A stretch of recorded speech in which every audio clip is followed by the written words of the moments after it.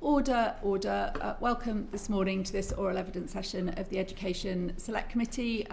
Our session this morning is part of the first of two oral evidence sessions that the committee is holding to look at issues around screen time and social media in the context of the government's consultation on future policy in this area. The committee, our predecessor committee, undertook some important work in this area, and what we're wanting to do is to refresh the evidence that we've taken in public so that we can make a contribution to the government's consultation.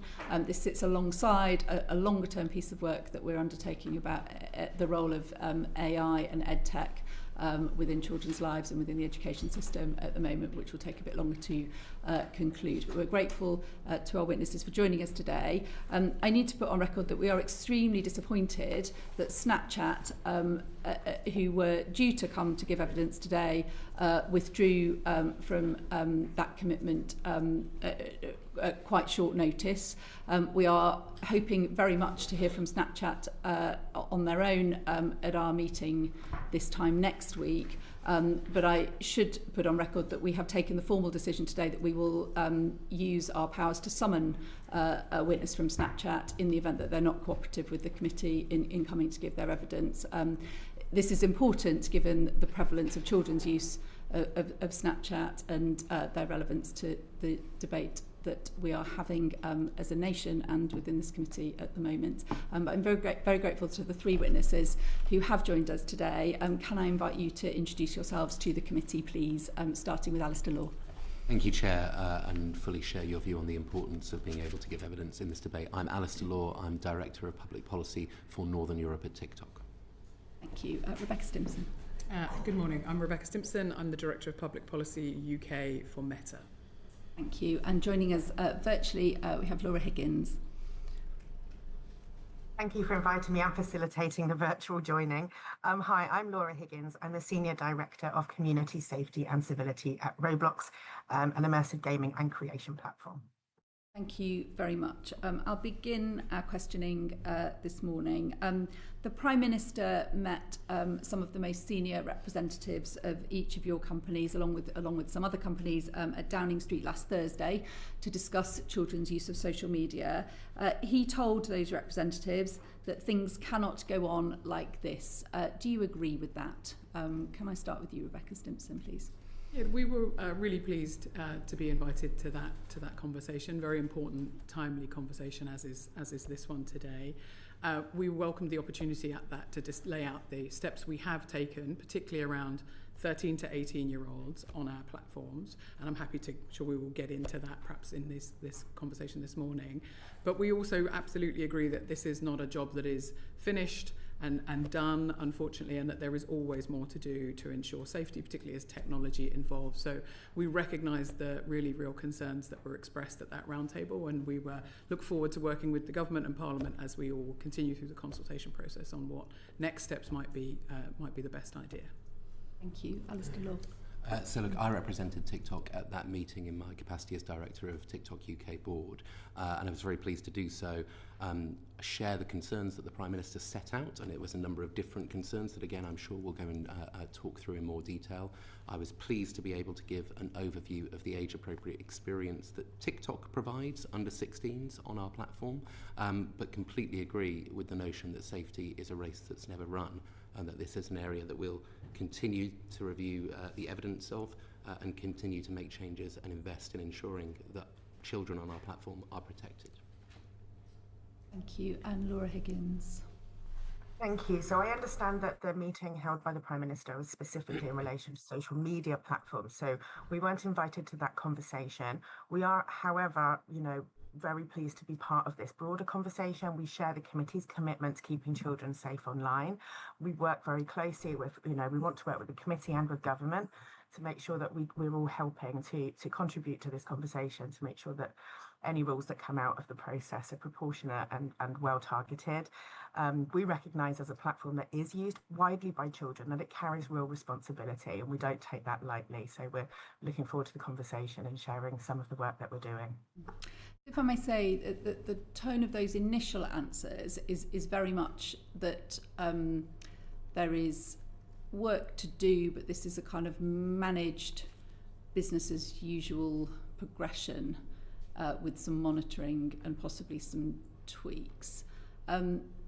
Alistair Law, the committee's been briefed today on a report coming from a police investigation that children on your platform are being groomed into sexual activity, are selling themselves through that grooming, and that content of that nature via TikTok is ending up on the dark web in the hands of predators. Do you think monitoring, engaging in a debate and taking some further steps is enough in that context?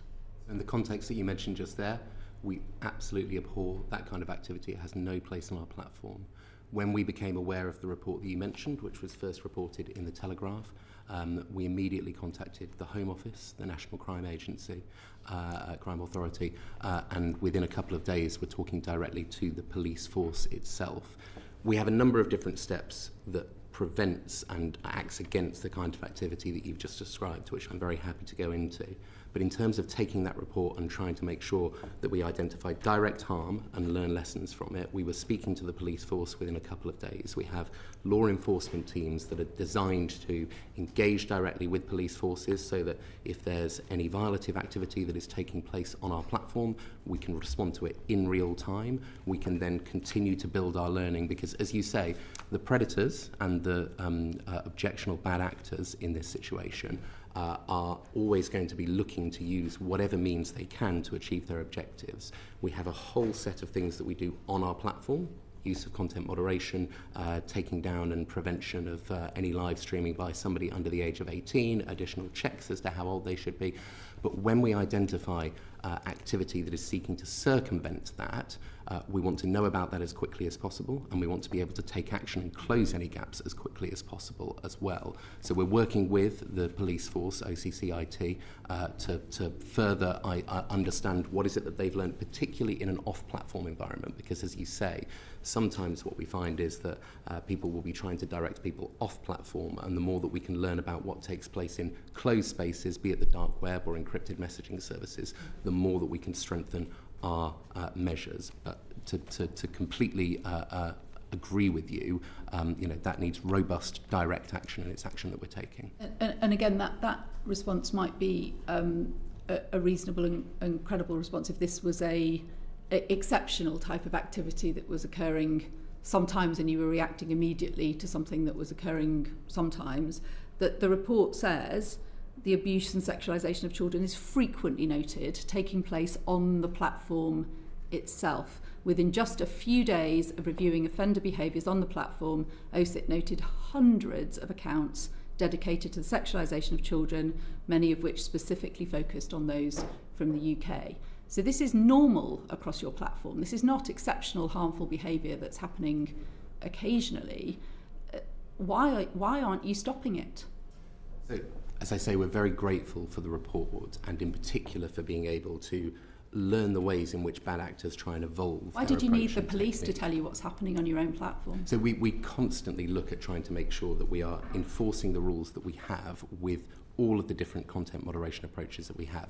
Just to sort of set it out for a minute, anytime any video is uploaded for TikTok, it is scanned on upload by auto-moderating technologies. They will look for a range of different harms, anything that breaches our community guidelines. And there are certain things that actually AI models have been pretty effective at being able to identify. Nudity is a great example. It's prohibited on our platform in general, leaving aside obviously even see some of the most abhorrent images, but it's prohibited in general, and we're quite effective with our AI models because they have good training data and they're very effective at blocking it on upload.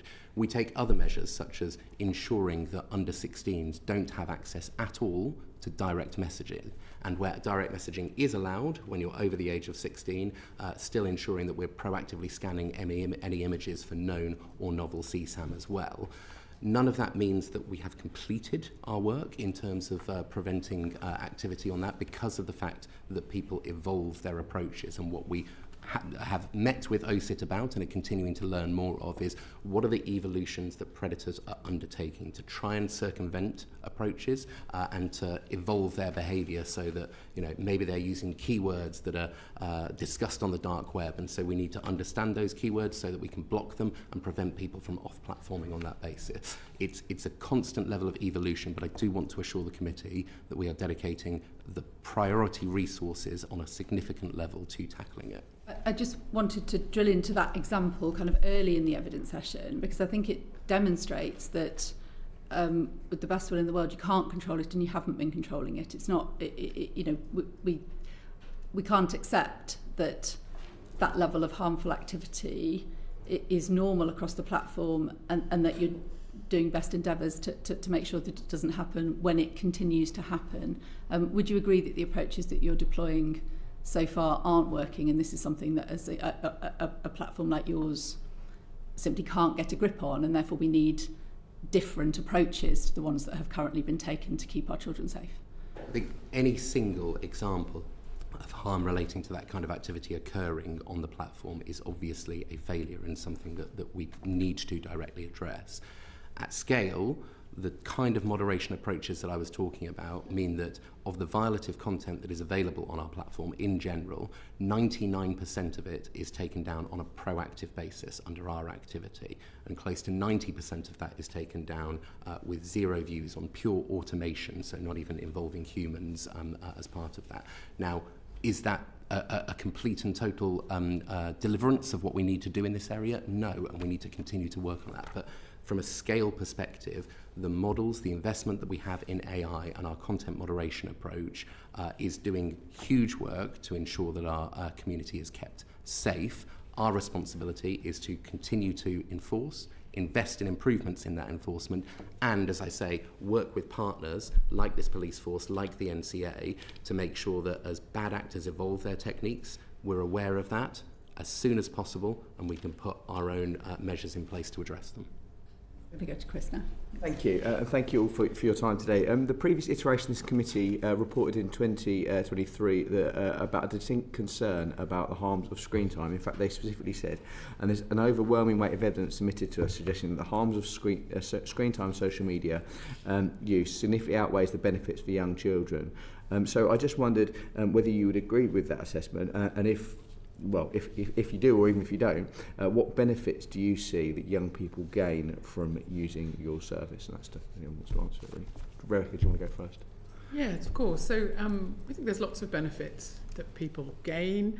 You can see on our platforms, on Instagram in particular, people are following things like BBC Bite Size, some of Britain's best institutions, museums. There's great tutoring and school and education support, which I know will be particularly relevant to this committee. I think what we've generally found is that clearly screen time can be a problem if someone is passively scrolling. Overconsumption of anything can be a problem. I think it depends a bit what you're doing, and because of that, we have this thing called teen accounts, where we have defaulted all 13 to 18-year-olds into a much more restricted experience. We give people a nudge after an hour, or teens rather, a nudge after an hour of being on the platform.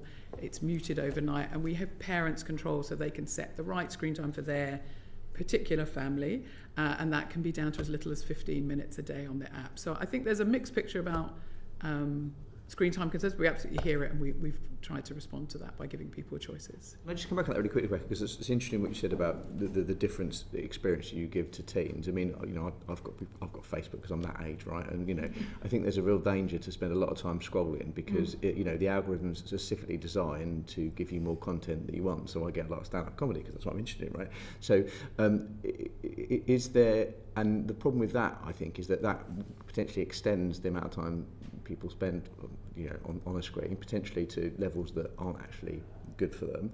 So have you done anything for younger users of your accounts to tackle that potentially addictive algorithm problem?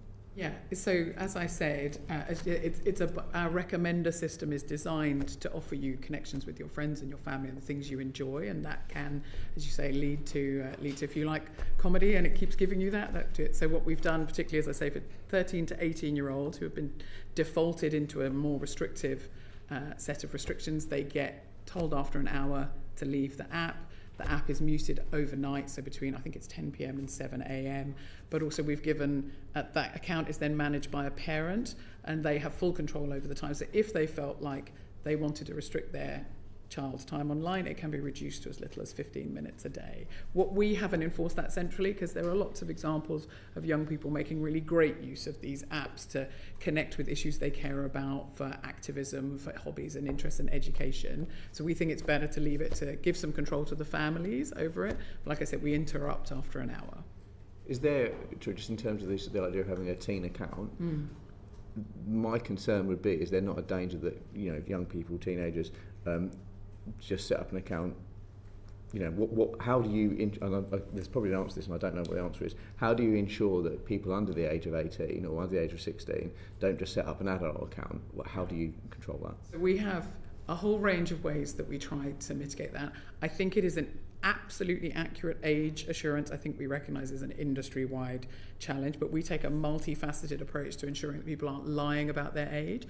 One thing that AI has really helped us advance recently is that if you lie and you say your birthday is 1975, and it can then scan and detect what you're doing and your friends and what you're posting and image, and it has a very good way of telling that you're not and you've lied. So then you are defaulted into that experience. And so we recognise that challenge, but that we try as much as possible to prevent people from setting up fake accounts or accounts where they're claiming to be an adult and they're not. And then now, as I said, in this new restricted experience, it's linked to a parent's account who can then have a great deal of autonomy and control over what's happening for that teen on our platforms. Okay. Alice, same question really, just on the general point about screen time, but also what are you, on Rebecca's point, what are you doing, what is TikTok doing to deal with the issue of age verification? Sure. I just wanted to go back to the first part of your question quickly on the kind of positive elements of our platform. Which is obviously the ability to create, discover, express yourself, but very much from a learning perspective. We introduced on the homepage a STEM feed in 2024. So this is curated content specifically on science, technology, engineering and maths. It's available to all under 18s by default. We find that a little under a third of them visit on a weekly basis. TikTok has been a place where communities like BookTok have created huge levels of new interest in reading, which is, I know, something else that this committee has looked at previously as well. And so I think that the benefits of connection, of community and expressions of creativity are meaningful and material. But of course, we recognise what it is that you're saying around concerns around screen time. We also have an age-appropriate experience. So the experience that you get on TikTok if you are 15 is very different to if you are 25. That actually starts by ensuring that you have a default 1 hour screen time cap. So you won't be able to use the app after an hour. Within that, we also have screen time break recommenders. So if you've been using it for half an hour straight, then a pop-up will come up saying you've been using this for 30 minutes. You can snooze that, you can dismiss it, or choose to take a different view. We also have a notification curfew, so nothing comes through as a notification on the app from 9 p.m. overnight. If you're using the app at 10 p.m, we have a thing called Sleep Hours Reminder, which is a full screen takeover that prompts people that it might be time to put down the phone, move away, go to bed. It actually takes them through a meditative breathing exercise as a way to kind of shift their energy as well. So there's a huge amounts of kind of individual nudges and adding up to a collective that if you are 15 on the app, and I haven't mentioned the kind of features that are restricted like direct messaging and going live, I think we can leave that for safety discussions, but if you are 15 on the app, there's a whole host of things that are acting together to present a balanced and healthy relationship with the app. On the hour cap that you mentioned, so after an hour, does does it close completely, or does it? And if that's the case, how long after that can you then open up the app again? So as default, it's an hour cumulative over a 24-hour period, and yes, it will tell you that you've reached your limit, and it will close the app. It isn't completely mandatory, but I think what we have done, and when we designed it, we actually did so with the Boston Children's Hospital Digital Wellness Task Force that they have there. And we asked them because there isn't actually an awful lot of academic research out there that says, what should a level of screen time be for somebody who is, and this is applicable for people between the ages of 13 and 15. And so as part of their research, they alighted on an hour as a starting point. I think, as Rebecca said, the ability to go beyond that, lower than that. We also have parental tools, so that if you have linked with your child on our family pairing feature, then you have additional levels of control. You can set lower screen time caps. You can set blocks of time away if you don't want people to access it during school hours, for example. But our focus is very, very much thinking about the multifaceted different ways that people might be using the app and might be nudged into considering their use of it so that it's balanced. Thank you. Because to come back to the initial part of the question, so the previous committee found that social media and screen time does pose harm. Would you agree with that to be the case? And I'm talking in terms of, I think what you're saying is, you put that hour cap in place for a reason.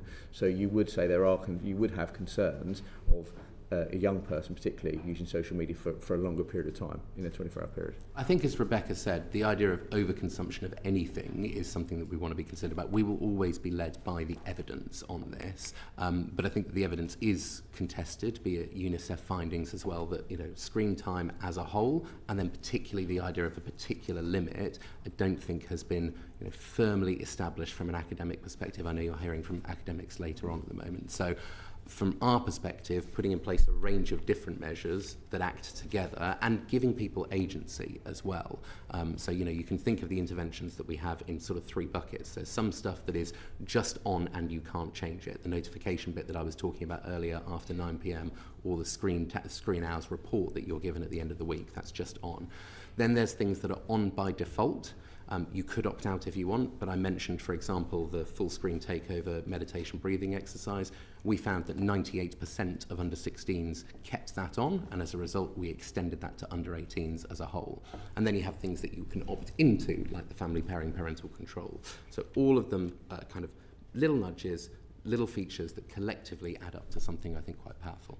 Yeah, and I take your point about the evidence, but I mean, I always mention this in every select committee, but I did used to be a teacher, and one of the things that I'm concerned about, and Rebecca touched upon it briefly in her statement, was about, the amount of time young people are spending on these platforms late into the night. Mm-hmm. So you've mentioned that you've got this 9 p.m.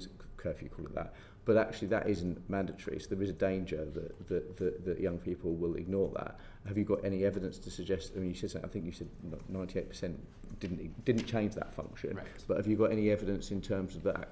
But they could still then go back on it afterwards, presumably. So do you think there's more you could do to ensure that young people aren't potentially sitting up scrolling through TikTok, whatever it is, for till 2 o'clock in the morning, and then the impact that will obviously have on their education? So what's your thoughts on that? So there's a couple of different things in there. There's the 9 p.m. notification cutoff. Yeah. So at that point, you won't get anything that buzzes via our app that says, you've received a message or anything like that. Then there's the 10 p.m. sleep hours reminder, right, which, yes, you're right, you can dismiss. It will then come back. I think it's either 10 or 20 minutes later as another takeover as well. It's not at the moment mandatory. I think this goes back to my point around we will be led by evidence. And so, it's something that we introduced, I think, probably around about a year ago, saw a good deal of take-up, and we're constantly working both with our partners. I mentioned the Boston Children's Hospital, but also we have our own safety advisory councils, including a global youth safety council, to evaluate what more we can do. What young people tell us primarily is that they want agency. They want the ability to set their experience. And that's why we have both these default settings, but also a whole range of additional tools that you can, kind of opt into. We've got a digital wellbeing centre, which I haven't touched upon, but I can go into more detail later, where we create missions and people can earn badges on the basis of educating themselves about the features that they have, like the screen time cap and the ability to set limits. So there's a whole panoply of different ways that we're thinking about trying to come together. But of course, as more evidence comes out and as we learn more, we will do more. Last question, then I'll come to Rebecca. Just briefly, I mean, do you think part of the challenge, we talk about the evidence, but the reality is social media has grown at such a quick, I remember, when I was at school, was it MySpace? I mean, that died off. But do you think part of the issue is that, these services, these social media platforms are being developed before the evidence of their impact has fully been understood? Do you think that's a potential challenge that young people face or users face? So I think it's absolutely right that we exist in a very fast-moving industry, but I think that in part that's one of the reasons why we're continuing to invest in the features that I've outlined. Prior to working at TikTok, I did 10 years in the TV industry, and obviously, there are more channels now than ever, and there are, kind of a greater amount of content on streaming, etc. From our perspective, doing things like an hour screen time cap as default, a sleep hours reminder, etc., probably goes beyond what we see in other areas, be it TV, gaming, messaging. And part of the reason that we're doing that is because we're conscious of the potential impact, and we want to make sure that our users have both set features and then also tools available to them to guard against that. Thank you. Sorry, Laura, I've kept you waiting. I apologise, Laura. Just on the initial question, just about the predecessor committee. So it was a while ago I asked that question. That's fine, thank you. For us, one of the things is we're not a social media platform, so the primary engagement that happens in Roblox, it happens within the experiences and games themselves. So we have children who are either actively playing with their friends, they're building and creating, they're not really passively consuming feeds and by algorithmic feeds. That's one element. It really is about what people do, I think, when they're in these online spaces. But we absolutely agree, balance is everything. We really want to encourage this healthy kind of online and offline and physical activity, as well as the kind of creation and play that happens within Roblox.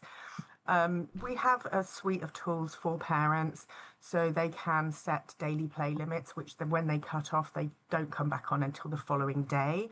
As well as other ways that they can manage when and how their children are using Roblox. We don't serve any push notifications to under 13 users.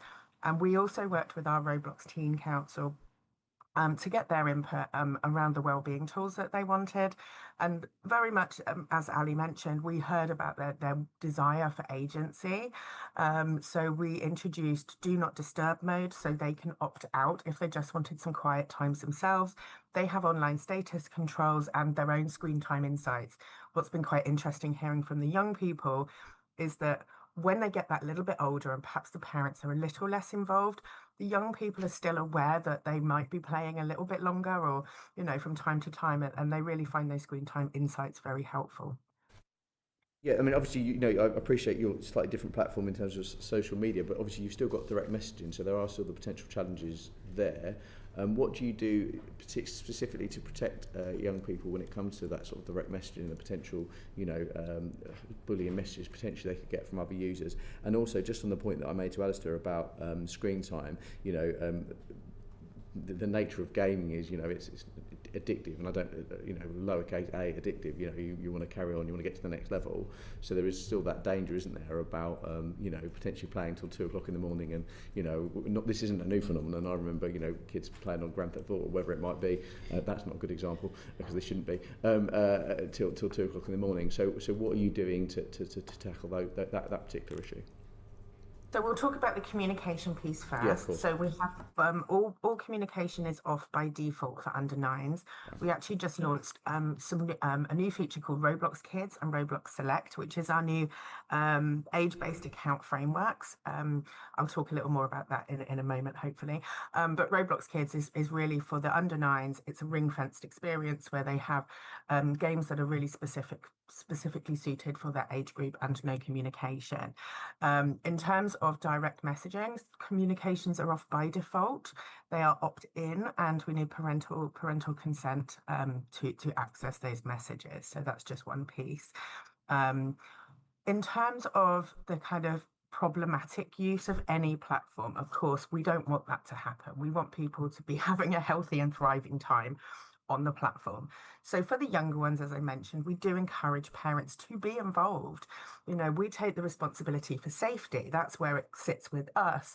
But parents also know what's right for their families. And so that's why we try to give them, that more granularity to manage what's right for each individual child.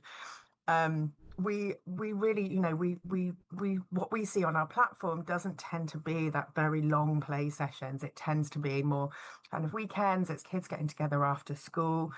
We of course, we encourage and we work with expert organisations, for example, to create resources, to do guidance, to provide wellbeing tools for the community and for parents to try to prevent that from happening. I'm going to go to Caroline in a moment, but can I just ask you very briefly that broadly within society, where there are behaviours and activities that are addictive, we say to adults, here are a bunch of regulations and interventions and advice and guidance that helps you to avoid getting into difficulty with that behaviour. We think about gambling, we think about alcohol, but we say to children, you can't go there at all. Why is this any different? So there is no evidence directly that says that games are addictive by nature. We know that there is still a lot of work going on in that space. Anything that is consumed excessively is harmful, and so we would discourage that. We want to see this healthy balance of activity, but in the same way that parents perhaps would get involved with their kids around, you know, what they watch on TV and how long they would be allowed to watch that for, or what books they might read, and some of it might be supervised, some might be unsupervised. But there's always a conversation that happens around, it's time to go to bed now, please can we turn it off? And so we would really encourage those conversations to still be happening. We do appreciate for some young people there can be problematic online use. And so, you know, we appreciate that the work that goes into, you know, supporting organisations to prevent that from happening and providing support for those young people should they need it. Would either of you like to respond on that broad question of what? I'm happy to. Yeah. So we don't design Instagram or Facebook to be addictive, and independent research only recently in the US has shown that the vast majority of parents and teens using that platform find it to be a positive experience for some of the reasons we were just discussing. But similar to Laura's answer, I think we absolutely recognise that there can be risks of people misusing the platform and poor behaviours, and where that we do see that we have defaulted teens into a much more restricted experience and given parents the stronger ability to intervene. That includes things like time, but importantly it includes things like an ability to reset your teen's algorithm. If, for example, they're going down a rabbit hole of content that perhaps you as the parent might not think is healthy or suitable for them, you can completely reset that. So it's not the way our platforms are designed to operate, but that doesn't mean that we've waited and stopped, not had these tools built and made available. Yeah, and I would share a couple of the views there. You know, I don't think that there's been a clinical finding of addictiveness on this, but that doesn't mean that we don't recognise a responsibility to drive a healthy use, and that's why we have, you know, I mentioned the variety of different things that we have in place as default. I think that we're the only major platform that has a screen time cap as default for under 16s of an hour, along with the other measures that I mentioned as well. So we're very cognizant of the potential for overconsumption, and we put in place measures as appropriate on that. I mean, I would just say I think there'll be parents and indeed adults of all types watching this session who find that the claim that there is no evidence that this is not addictive, I mean, simply not a credible claim to make at all based on their experience. But I'll leave it there and go to Caroline. Thank you, Chair. Good morning. So I'd like to move on now to talk about a ban. And obviously a conversation that has been led by Australia going first, but we know that governments right across the world are now waking up to the dangers of social media and discussing how they're going to introduce a ban. Would you agree that the failure of companies like yourselves to protect children and young people adequately from addictive algorithms, violent content, sexual predators, and so on, has led to this worldwide push for a ban? And are you concerned that there could well be one coming in the UK as well? I'll start with you, Elsa. Shall I start? So look, I think we recognise the concerns that you've just talked about, and I think what's really important in this debate is that there are a number of concerns, all valid, that come together. Concerns around harmful content, concerns around level of time spent, concerns around impact on well-being. Those are the sort of concerns that we and my trust and safety team, who are all kind of dedicated professionals. We've got people there who are clinical psychologists, people who are ex-law enforcement, people who have worked for NGOs on human trafficking and things, are dedicated to trying to deliver on. And safety, we were a later platform than many of our competitors, only launching in the UK in 2018, and we designed our platform from the start with safety in mind, both as a way to deliver for our users, but also as a competitive advantage. But I recognise the level of concern. Our response to it is to set robust guidelines and enforce against them, create an age-appropriate experience, and I've spoken about some of the well-being elements that we have on there, but also from a safety perspective, there's additional content that can't be seen by under 16, something like graphic fictitious violence, for example, that might be available to over 18s but not to under 16s. I mentioned earlier direct messaging. That feature is completely turned off. You cannot access it if you're under the age of 16. But you could access it if you were pretending to be under 16. So similar to the answer that Rebecca gave earlier, you know, we start from the perspective of if you're set at the App Store as being 12, under 13, which is the age that you can join TikTok, the app won't even appear. Then, if you try and sign up, we'll ask for your date of birth with a neutral age gate, and if you put something in under the age of 13, then we'll block you from reapplying. Obviously, people will try and circumvent that, but we too default people into an under 18 content experience until we have the level of confidence using signals on our platform that they are the age they have said that they are. So we recognise, as Rebecca said, that this is an industry-wide challenge in terms of accuracy, but we adopt a kind of prudent approach to that. In terms of your question about the ban, I think that the UK government consultation is a thoughtful and considered one that is asking a wide range of questions and, importantly, of a wide range of services. Now, the OSA regulates 150,000 services by, I think, Ofcom's own measures. And, you know, the three different buckets of concerns about harmful content, concerns about time spent, and concerns about well-being, are ones that are applicable to children's experience online as a whole. And so I think the most important thing that we think is, we think we've got a good model, setting rules and enforcing them, and an age-appropriate experience. Can you find a way to bring other services into that level of model and have a level of collective learning about what age-appropriate experiences look like? If you can't, then clearly for policymakers, for this committee, for government, you know, a more robust option is possible, but one that I think needs to operate across the board if it's going to go to the heart of what it is that parents are concerned about. Thank you. Rebecca? Yeah, so, I mean, Facebook's one of the oldest of these apps around, been here for more than 20 years. Similar to what Alistair just said, we've had safety features and policies built in from the very beginning, and we work with hundreds of experts to design our products and policies, including here in the UK.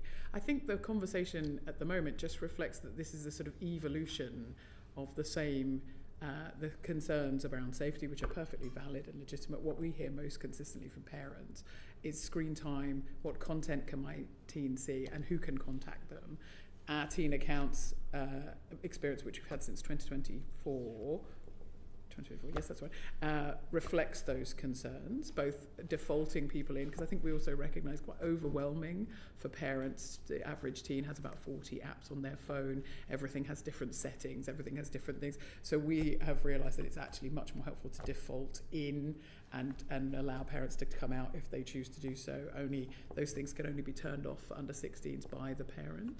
But I think interesting things like, as we mentioned in the consultation, around what kind of features and functions are right for younger people. I think that's a kind of evolving conversation that we're really interested in having that conversation to look at whether things like autoplay, infinite scroll, other features should now also be looked at. We have some restrictions on that already, but we're interested in where that conversation might go as the conversation evolves around the right measures for online safety for younger users. And do you think ban is the right word? I mean, it's an interesting word, isn't it? Because we don't allow children to go into nightclubs because they would be exposed to alcohol and other harms. We don't allow children to drive a car. We don't allow them to smoke.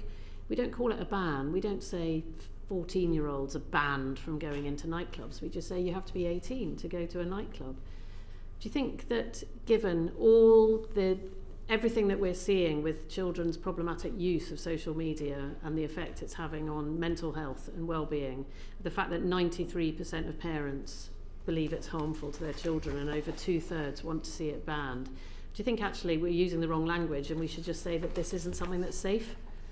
for children and young people, and that they should be over 16 before they're allowed exposure to these platforms? I think part of our the reason why we don't think a ban is the way to get is partly because, as you say, I think it's going to lead people to believe that it's impossible to access these apps, and as we're seeing in Australia, it's actually not really enforceable or effective as a measure.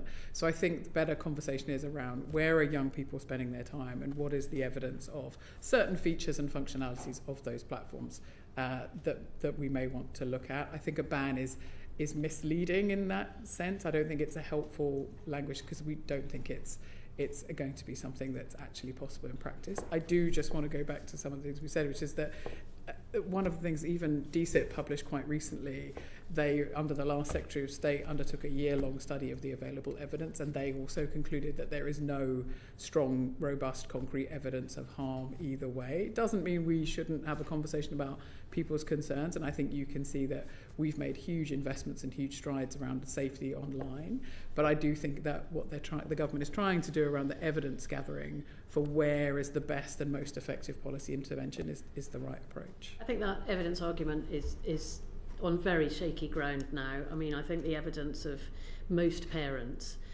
in the country who would say that their children are spending too much time online would suggest that there is a problem. Anyway, I'd just like to move on to the problems with the Australian ban, which you mentioned, Rebecca. So the E-Safety Commissioner in Australia has criticised practices from platforms, including both, apologies Laura, we'll come to Roblox in a second, platforms including both TikTok and Meta, for repeatedly messaging children who are under 16 to try and encourage them to age assure themselves for the platform, using unreliable facial recognition software, letting children repeatedly try to age assure if they fail at the first attempt, and making it hard to report age-restricted accounts. So I'll start with you, Alistair, briefly. How would you respond to these criticisms?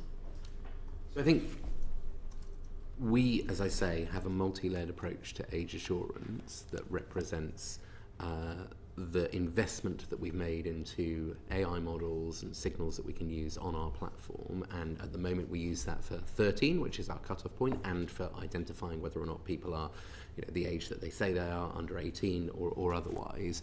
And from an Australian perspective, it's what we're using, plus some additional aspects to allow them to appeal for under 16 and stopping use there. I think this goes back to the point, which is a really important part that the consultation needs to establish and address, which is what is the collective view from an age assurance perspective about how much confidence you want. You talked there about the idea of unreliable facial age estimation technology. That's an element that is at use under the OSA for pornographic sites here in the UK, and there are obvious challenges and trade-offs that you begin to make between privacy and safety when you go down the route of using that as a sort of sole way. We have an approach that at the moment uses your activity on the platform to estimate whether or not you're the age that you say that you are, and when you want access to riskier features such as going live for the very first time, we have a more robust series of things, and we ask for ID check or other facial age estimation. But it does show that there is kind of a variety of different drawbacks and benefits to different versions of age verification. I think it's a critical element that the consultation will have to opine on, because whether or not you set a limit at 16 or you set different experiences under the age of 16, it does come back to the level of confidence that you can have in people being the age that they are, that they say they are. Would you say that TikTok is guilty of messaging children under 16 to try and get them to age assure and to let them repeatedly try if they... I think what my understanding is that what that referred to was, as we were coming out up to the period of the ban, we were encouraging people to verify at the higher level if they were over the age of 16. If people had lied and we hadn't caught that, then that results in them being messaged. But obviously then the additional level is then aimed at identifying that. Yes, similar. So as I mentioned previously, we use AI detection. So even if you've lied about your age, we try and work out, we try and detect that, and then we'll age gate you into then proving your age. We had done, we use Yoti as guided by the OSA for facial recognition, but also document verification. We obviously try and take a proportionate approach to those higher levels of asking people for their ID for obvious reasons. We also know many people don't have any formal ID, so we have to have a sort of multi-layered system. And we're also we are a founder of a project called the Open Age Initiative, which is looking at having age verified once on your device.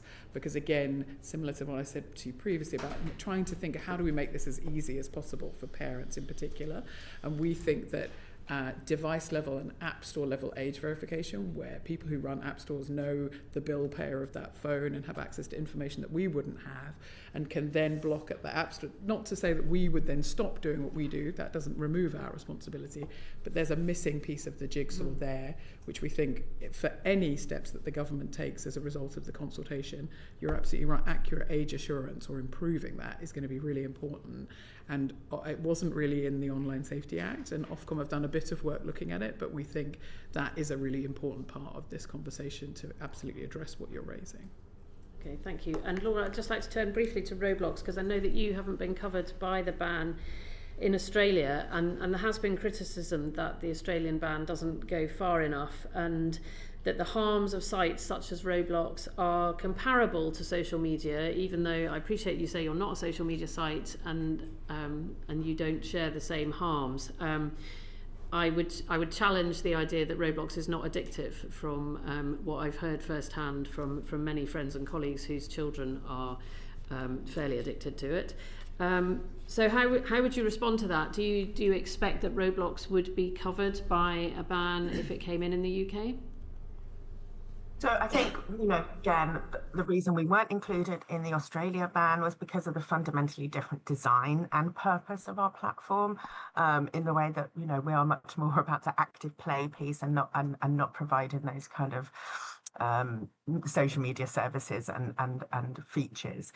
One of the things I think that, again, the different types of experience that young people have when they're on our platform, I think a blanket ban that captured us would really remove access to a lot of educational and creative experience for a lot of young people, particularly here in the UK.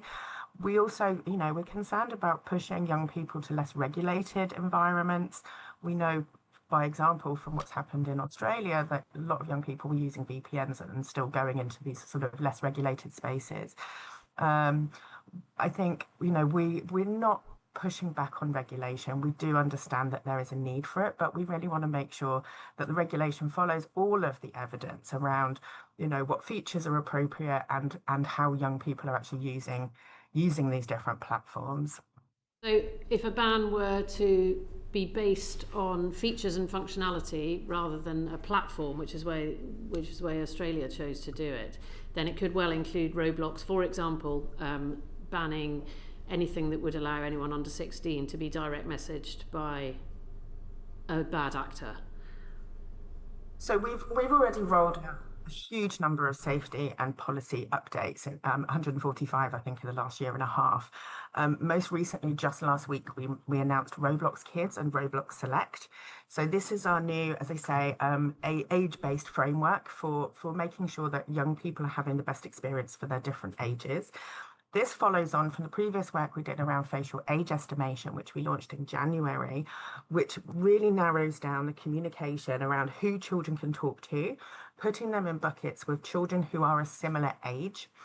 They can talk with children just a little older and a little younger, but it would be in the same way that, for example, they would probably hang out with kids from a year above them in the playground at school. We're also now adding this age-gated access, so being much stricter about the types of games and experiences that they can experience. And also, rolling out additional tools for parents to have more oversight up until age 16, and tools where they can, help restrict or add communication to trusted friends.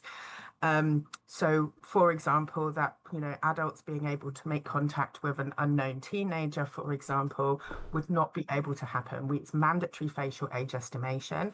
If somebody chooses to join the platform and chooses not to undergo facial age estimation, they will automatically be defaulted to our lowest settings, which allow no communication with anyone else on the platform. Okay.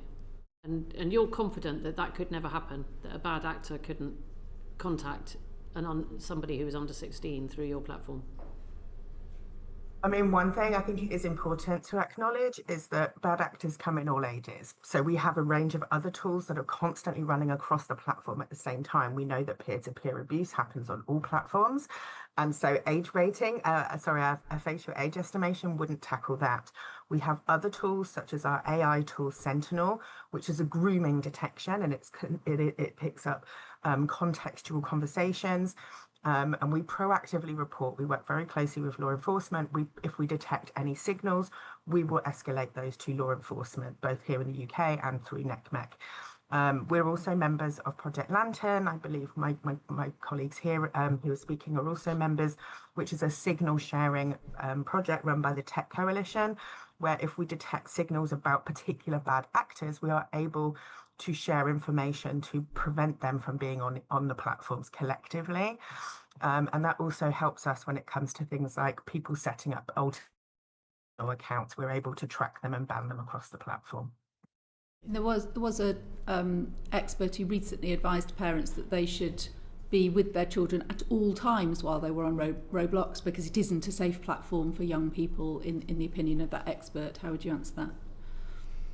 I mean, I would push back on that. Millions of people do have a really safe and healthy experience on Roblox all the time.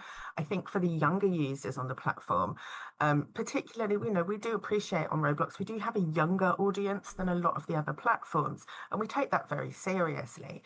But we also encourage, as I say, for the younger ones, this might be their first experience of going into an online space. So we provide, the kind of safety tools and it is safe for young people, but every child is different, and we encourage parental involvement. This is not about us pushing responsibility back on parents. We want to work in partnership with parents so that they have the tools. They feel that they are still in charge of their child's experience. And as their child develops and grows more skills, builds more resilience in these spaces, then the parent can kind of sit back a little bit further and let their child go and explore more. But I think in those very early stages, I think it's just, I think it's a real positive for families to kind of walk this together. Particularly, somewhere like Roblox, it's actually fun to sit down as a family and play together. And it's a really good opportunity for those kind of conversations that, otherwise you might have to sort of sit down and have a conversation about online safety, whereas this actually offers a natural place to do that.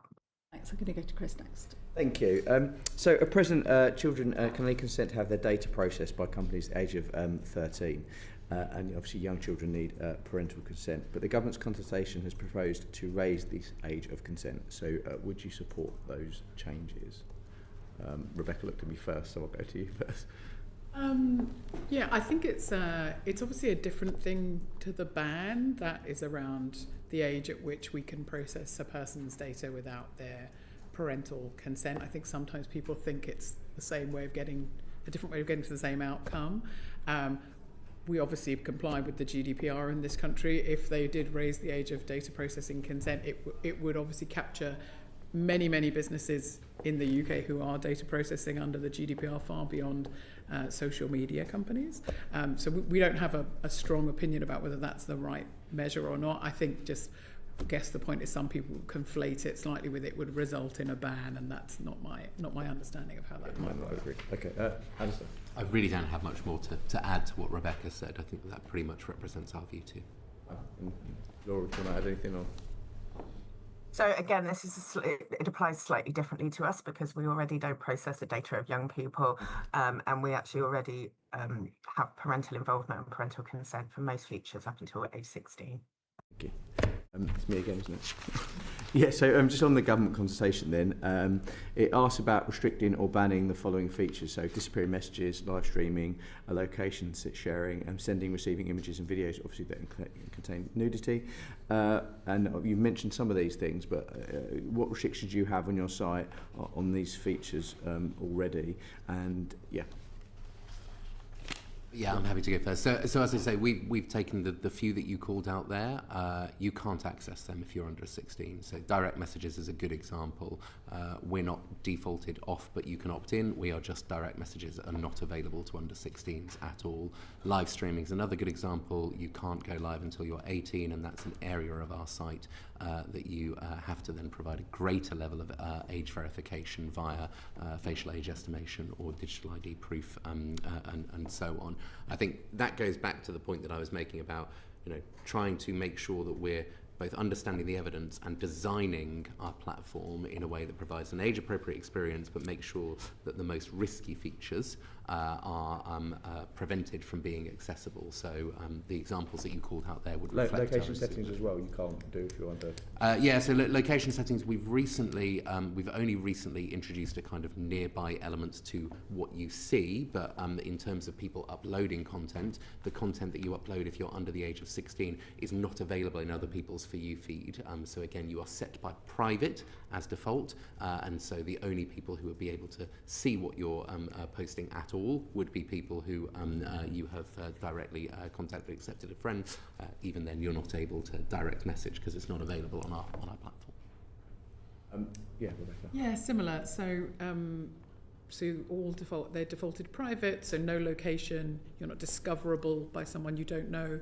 You can't be contacted by somebody you don't know. You can't be tagged or mentioned in anything by somebody you don't know.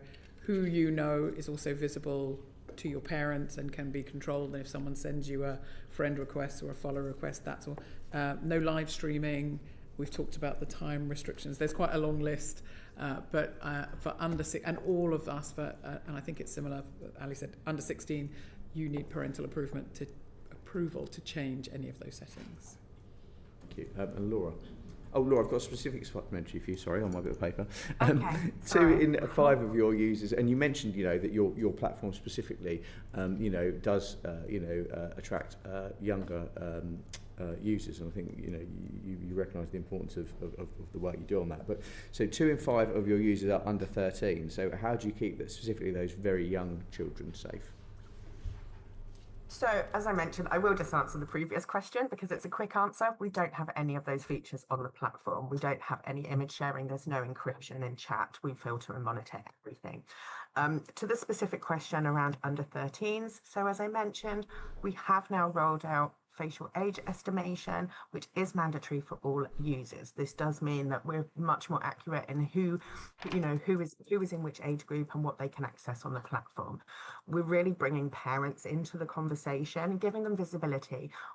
So we have synced parent accounts. They have their own dashboard where they can see what games their kids are playing. They can actually opt in or out of specific games. So, for example, if a child is age rated to the under 9 age group and they have that very kind of much more narrow access to the most mild and minimal experiences and games on the platform, but they have an older sibling and they want to be able to play with that older sibling, their parents are able to adjust that so that they have access to specific ones. They can see who they're friends with, they can help manage their friends list, and the parents can control the communication as well. As well as that, as I say, by default, we don't have a lot of those features that are on the more risky end. I think those are the main things. Just briefly, Alistair Law. So the OSIT report refers to children as young as 5 live streaming. The measures that you've outlined, it's the point where I started, take us so far in a world where everybody is behaving as they should. But all of the measures that you've talked about are optional, can be turned off. We know that not every parent understands social media, not every parent knows what their children are accessing, not every parent is on this all the time. The report of children as young as 5 live streaming harmful content in a context of being groomed would imply that the safety measures that you've outlined aren't working. So just on the first point that you mentioned there about these things aren't mandatory and they can be turned off, direct messages cannot be turned on if you're under 16. And as I say, live streaming, we go through the process of additional levels of age verification with facial age estimation or document ID proof. we're speaking to OSIT about some of the specific examples that they gave in there, some of which, by the way, were off-platformed as opposed to directly happening on the platform itself. But you know, it's absolutely a challenge that I think that we're all alive to, which is whether or not the age verification elements that you have for those risky aspects of your site are sufficient, and it's one that we're putting a lot of work into. Thank you. I'm going to bring in Caroline Johnson. We are at the point in the session where we're going to have to speed up our questioning to get through all the topics we want to. So if I can ask both members and our witnesses to be brief as possible in your contributions from now on, that would be very helpful. Caroline. Thank you, Chair. We've talked a little bit about the potential harm, and it feels a little bit to me like that's not being properly acknowledged. I work as well as a consultant paediatrician, and I still do clinics to maintain my registration whilst being a Member of Parliament, and I frequently see children with headaches, with behaviour changes, with tiredness and exhaustion, and they come to clinic with parents very worried that their child has something clinically seriously wrong with them. And then we find that they're clinically well, thankfully, but they're spending hours and hours and hours on social media. You'd be aware of Lord Darcy's report on the state of the health service, which was published at the end of 2024, where the technical annex for that shows graphs relating very clearly, particularly in girls, the time spent on social media to mental health problems. So I think there are significant issues there. Do you have statistics within your companies on the amount of time children are spending on social media? Can you tell how long someone's spent on a platform? Presumably you can, because you can put in restrictions on that time. So presumably you have statistics on how long children on average are spending and what proportion of children are spending a long time per day on your platforms.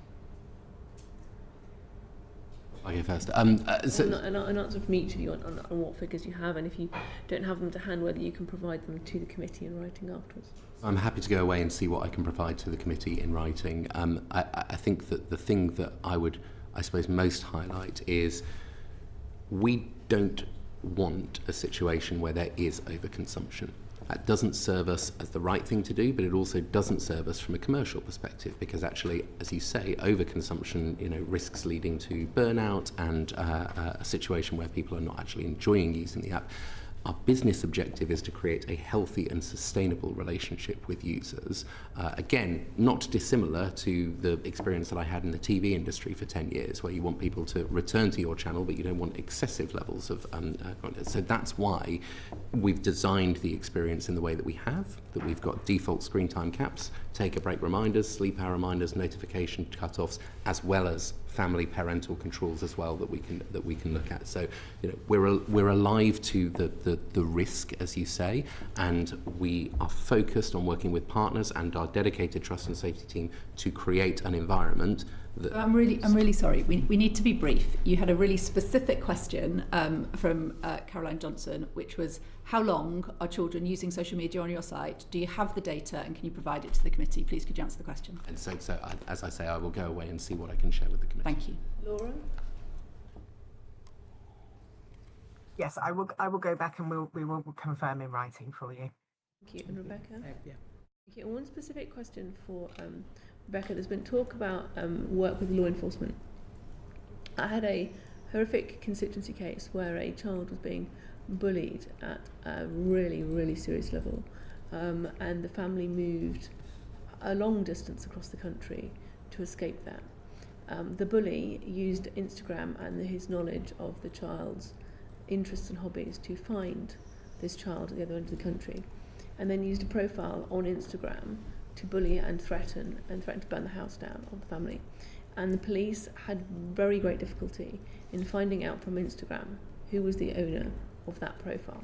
So perhaps things have changed in recent times, but if the police and law enforcement came to you and said some serious crime was being committed using a profile, how long would it take you to provide that police force with the data of which IP and which person is using that account? It should be very, very quick, and so I'm very sorry to hear about that incident, and I'd be happy if it's an ongoing problem. Sounds like hopefully it may have been a while ago, but we have a dedicated law enforcement team, and also since the coming into force of the illegal harms duties under the Online Safety Act, we have a dedicated illegal harms reporting channel. We did have that for law enforcement who are on board. It should be very quick. Sounds like it wasn't in that instance, and I'm very sorry because that sounds like a really awful case. But if it's something that's ongoing, I'd be happy to talk to you about it as well. But should be instant, and we do aim for it to be as quickly as possible. Thank you. Manuela. Thank you, Chair. Ofcom's data shows 23% of under 13s in the UK have a TikTok account. 14% have an Instagram profile.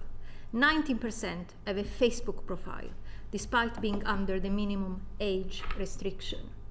Your age assurance or verification measures, they are not working, are they? As we've said, there is a real problem with age assurance.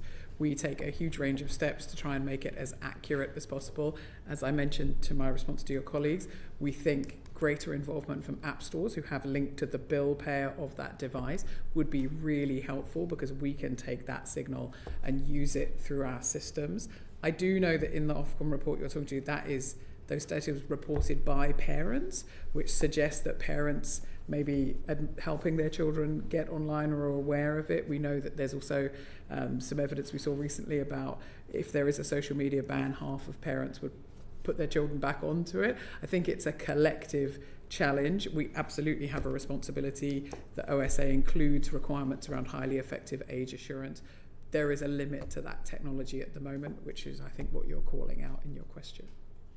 Alistair, we have heard that as children as young as 5 use your live streaming facilities. We also know from the OCCAT report that these live stream files end up shared by sex offenders. What are you doing about it? As I said, on that specific one, we've met and are continuing to talk to the police force about some of those examples, some of which actually took place off-platform. To answer your question on under 13s, we report on a quarterly basis as to the number of under 13 counts that we remove. And so I think that the figure is published in our transparency report every quarter. We recognise it as a thing that people will try and circumvent. The collection of measures that we have to take against it is one thing. The other thing, though, is to return to the point that I made earlier. Even if people are trying to circumvent, we will use AI models and use AI signals to identify how old they are. But we are focused in the first instance on creating a safe environment for everyone. And that means, as I say, that when you join up with TikTok, you're entered into an under 18 content experience regardless of the age that you say that you are. We will obviously then look to work quickly and swiftly to identify whether or not somebody has been trying to circumvent our approaches, and we report on that on a quarterly basis. Laura, we also heard about some serious concerns regarding Roblox. There have been accusations that it is possible for people to create games depicting the mass shootings at Sandy Hook and Columbine, and even recreating Epstein Island. What are you doing about that? So again, we have no space for those experiences and games on our platforms. They're strictly prohibited. We use technology to scan for game names. So they should be flagged up using our filters. In terms of the content within the experiences themselves, so before a game can be published, it goes through some automated moderation processes where we scan for things like audio files and video files within the experience itself. What we've actually found with a lot of these experiences is that they have originally not started out with that intent. They have not been designed and published on the platform as those experiences, but they have then been moderated later. And sort of made to recreate some of these experiences. But, we absolutely have no space for this. We're constantly monitoring and taking down these accounts.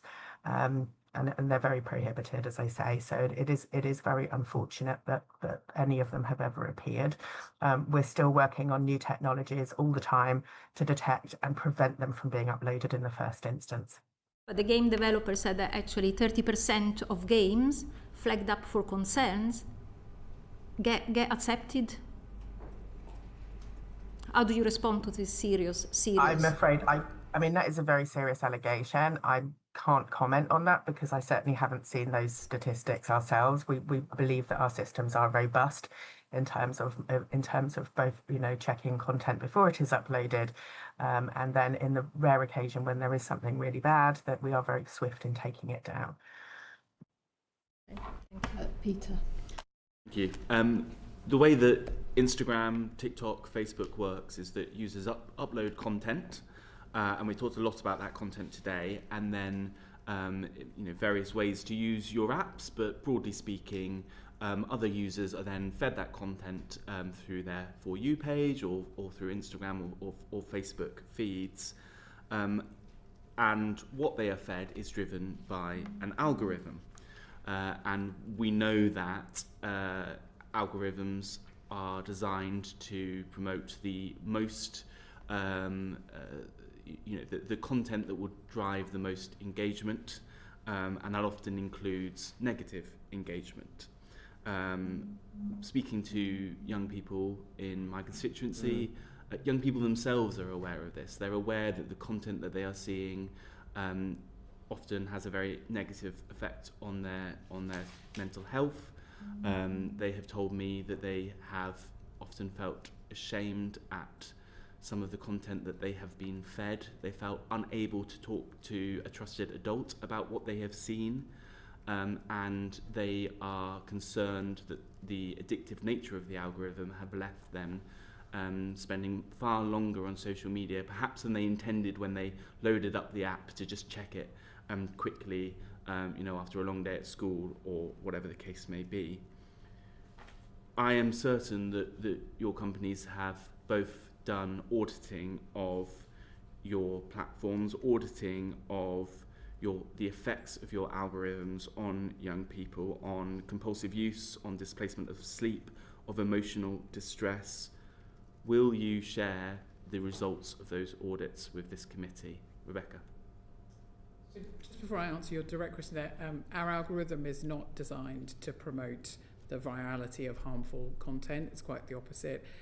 It's designed, everything you get on Instagram and Facebook is personalised to you, mostly your friends and family and your interests and the things you follow. It does work in a different Rebecca, way. I'm going to stop you there. I am a Labour MP. I am, you know, broadly speaking, on the centre left of politics. Whenever I go into my Facebook feed, all I am served endlessly is far-right content. Yeah. That is not designed for me. It's designed to get my engagement.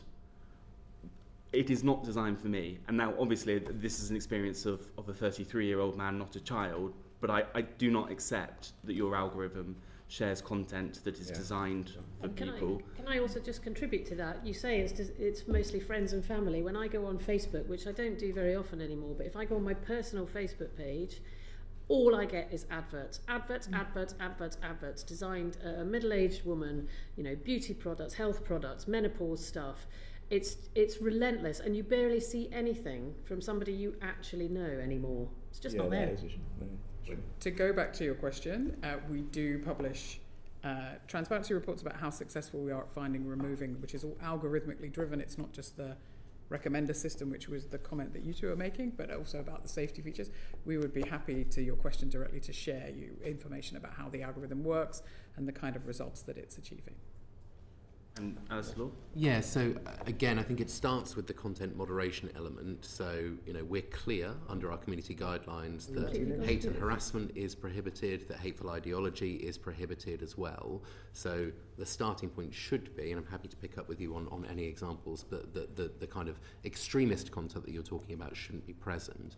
When it then comes to the algorithm itself, TikTok is actually a place for discovery, and one of the things that you see commonly if you're on the For You feed is that you will go through popular videos, but you'll also go through videos that have had, you know, 0 views and very few likes. And the idea is that we are comparatively content agnostic. When you first join TikTok, you're served a series of the most popular videos, and depending on how you engage with that, if you like it, if you watch it, if you share it, we will just say, what are the other users that have exhibited a similar, you know, like for videos as you have? They're clustered over here. Here are a series of videos that they also like, and we'll then present that to you. So it's content agnostic. 2 final points, if I may. In terms of then what we think about doing to try and I suppose, disperse people's activities, we recognise that we don't want people to go down any kind of a rabbit hole. And so one of the things that we additionally do is to insert within there different kinds of content that you might not have expressed an interest in but that might surprise you or discover. And then the final thing that we also do is we allow you to reset your algorithm at any given point. I think it's 2, maybe 3 clicks to be able to sort of wipe the slate clean as well. Our algorithm is designed to provide an enjoyable experience, to provide an experience that gives you content that you value and that can surprise and excite you, and that's how we set the platform up. Rebecca, how does the Facebook algorithm rate an angry react or a laughing react compared to a like react in the way that it then feeds into that algorithm that curates? We take into account a number of signals to work out. Obviously, first and foremost, anything that violates our community standards is removed before it is. Well, just to be clear, because I don't want to go down this track again, I am not talking about content that violates. I'm talking about content that falls well within your guidelines, but is nevertheless curating a negative experience for young people. Where we get something like an angry reaction, or people can dismiss something, or they can report it, anything like that that might suggest that that is not a high quality, helpful, pleasant piece of content for people to see. The algorithm is designed to downrank that, also does it if it's been fact checked or screened for some reasons. Multiple signals from multiple different ways that both we and our users interact with that content means that it would be downranked. And when we downrank something, it means it would be seen by vastly significant less numbers of people. So if someone puts a negative emoji reaction onto a piece of content, that is scored against it in terms of engagement. Correct. Okay, that's helpful to know. The government's consultation has asked respondents whether personalised algorithms, so these algorithms that are designed to target content specifically at young users, in this case young users, should be age restricted. Would you support that move? We think the personalised algorithm is really one of the reasons people come to our platforms, is that they want to see the content that they want to see, their friends, their families, the things they follow. Personalised algorithm is also a really important part of how we keep people safe, for example, by knowing who you are, how old you are, and other features about you. So we make sure as much as possible you don't see harmful content. But like Ali has said, we also allow both parents and anyone to completely reset the algorithm, reset the parameters on which we may be targeting content at you if it's not what you want. So we don't think it's the most fruitful area of discussion in the current consultation. We think a more interesting area is some of the features that we've been talking about in this conversation today. That's law. Yeah, I think a personalised algorithm has huge levels of benefits in order to show you content that is relevant to you, and it's also, at a slightly removed point, the way that lots of online services operate. If you're a subscriber to a newspaper or magazine or anything like that, you are still showed content that is personalised to your preferences. And I think we think our responsibility is primarily to keep people safe with our content moderation, and then to make sure that there are appropriate dispersals so that a level of personalisation isn't getting you locked in to particular types of content, that there is still dispersal techniques and still injections of new types of content that will challenge you and surprise you. Do you make money out of having a personalised algorithm? So we don't serve personalised targeted ads to people who are any of our younger users. Obviously, as you get older and you're over the age of 18, they will be personalised, but you can't raise revenue as a TikTok seller. So we make a very negligible amount of money from under 16s. Last question on this point, very brief answers appreciated. You've both referred to the way that your algorithms support your age verification process. What level of quality assurance have you done on that? As in, how accurate is that process? Age assurance process specifically, you mean? Specifically the process of looking at what users are engaging with to check that they are the age that they say that they are. Yeah, it's part of how we look at this. So as we've been saying, we also do like Yoti facial recognition. But how accurate is that? Over and under 18, telling the difference between that, it's very accurate. If you're trying to tell a 13-year-old from a 14-year-old, the accuracy does drop, because that is just more difficult to do. It's an ongoing thing we're working with, and as we say, it's one of the reasons we think that verifying at device level and app store level would be incredibly helpful addition to the work that we're doing on age assurance. Okay, so it's not accurate enough. And Alistair Law? So I would share what Rebecca said in terms of the differential between over 18 and under 18. It's high. We obviously share information with Ofcom under the Online Safety Act, and it's an area that they're looking at closely, the efficacy of these techniques.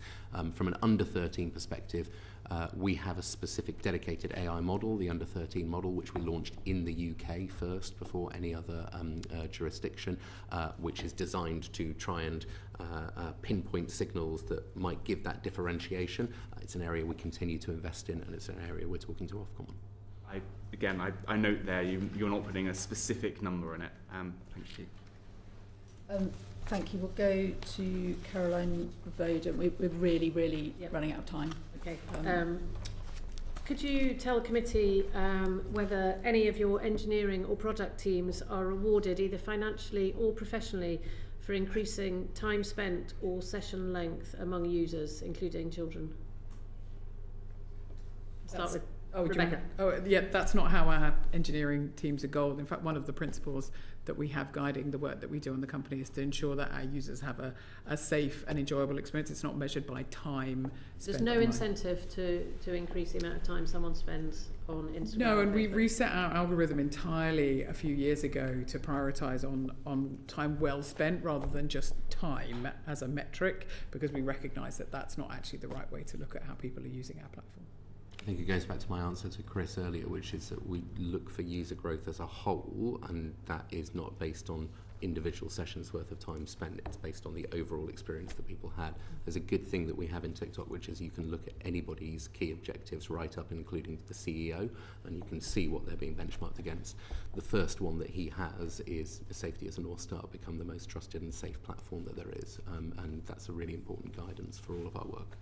Okay, so looking at addiction, Rebecca, Meta was recently found guilty in a Los Angeles court to have deliberately designed addictive products that harmed a young user. And we know she's not alone because there are thousands of other court cases now in the pipeline. There is research that shows that reward schedules are especially potent for young people because they don't have the cognitive ability to resist the dopamine hits. Now, all three of your apps contain features like infinite scrolling, autoplay, and algorithms that reinforce addiction. And Roblox, you are adding a new function with a reward scheme into it. So could you just tell us very briefly and very succinctly what exactly are each of you doing right now to reduce the addictive nature of your platforms? I'll start with you, Alistair. So I don't think that we accept the premise that there is an inherent addictiveness, but the measures that we're taking are the measures that I've set out already. You know, something like the screen time cap that exists as a default hour for anybody under the age of 16 acts as a way to try and ground people in a particular experience. Yes, it can be varied. Yes, there are, you know, kind of other experiences. But you know, that is something like sleep hours is something that we introduced last year. We've introduced updates to family pairing. It's a constant level of ongoing review of the evidence, working with partners, and making sure that we understand the experiences of people so that we can build the tools that give them agency and a balanced environment. You settled that court case, so you didn't actually go into the courtroom. You settled out. I mean, it was a US litigation process. My understanding is that it's going to appeal as well. I think that there is, you know, kind of more to come in that area. But it wasn't a conclusion on TikTok as a result of that. And you know, we will continue delivering on our responsibility, which is to make sure that users have a safe and balanced and healthy experience on our app. What are you doing to reduce addiction? So just to answer that very quickly, we obviously are appealing that court case, so we don't also accept the premise that our platforms are addictive, so I can't talk about that too much. I mentioned the algorithm reset we did. That led to 50 million fewer hours spent online. Parents can set to 15 minutes a day limit for total time on our apps. We have the interruptions we've talked about. We are not intending for our platforms to be over-consumed by anyone, and we've introduced a whole range of ways to try and prevent that. Laura? So we don't actually build those algorithmic systems that maximize time on platform. We do not have infinite scroll. We do not have autoplay. We don't have follow accounts, etc., that I know are part of this debate. For us, the main motivation of the platform and the people who create on the platform is to have fun and build fun experiences where people come and just play together.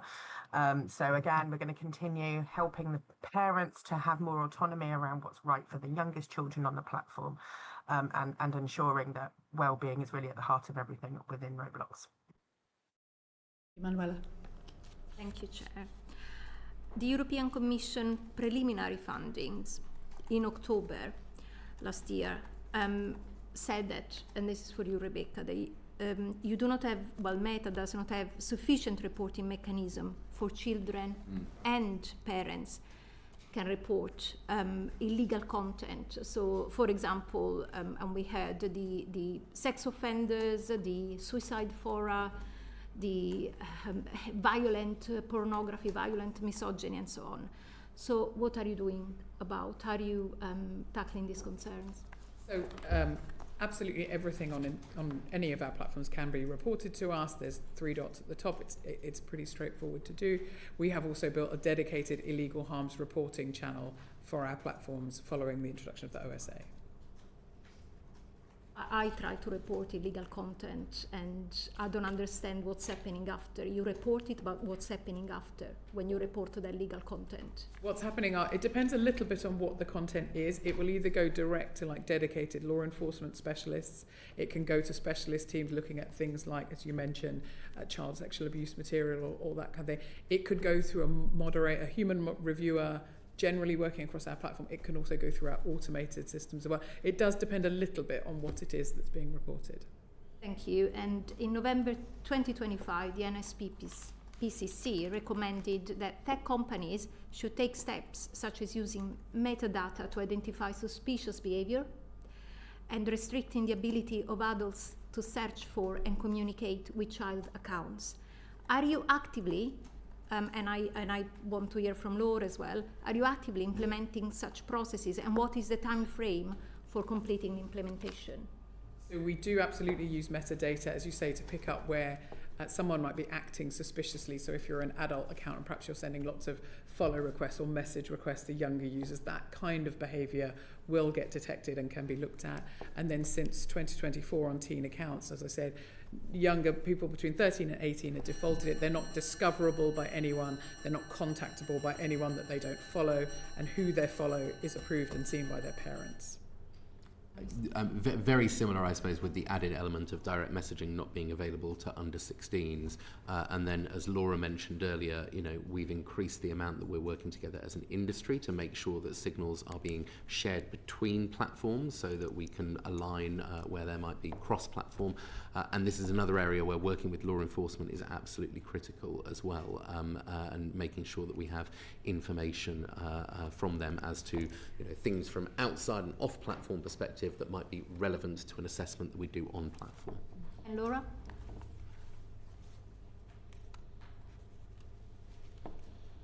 Yes, so it's not possible for adults to communicate with children on the platform due to our facial age estimation, which buckets people into the similar age groups. The only way that an adult can talk with a child is if they become trusted friends, and that is by parental consent only. So that's the first safeguard that we have. You say, I'm really sorry to interrupt. You say it's not possible. There is evidence that it happens. How do you reconcile those two statements? So I mean, any incident where a child has been harmed in any way because of contact through Roblox is absolutely awful, and we really are, truly sorry that anything like that's happened. We rolled out facial age estimation in January this year, so we're quite confident now that we are preventing that contact on our platform between adults and children. We also are really focused on preventing off-platforming, which Alistair mentioned is, can be sometimes where the harm actually happens. So we actually have a PII classifier, which detects and prevents the sharing of personal information to try to prevent children being taken from Roblox into other spaces as well.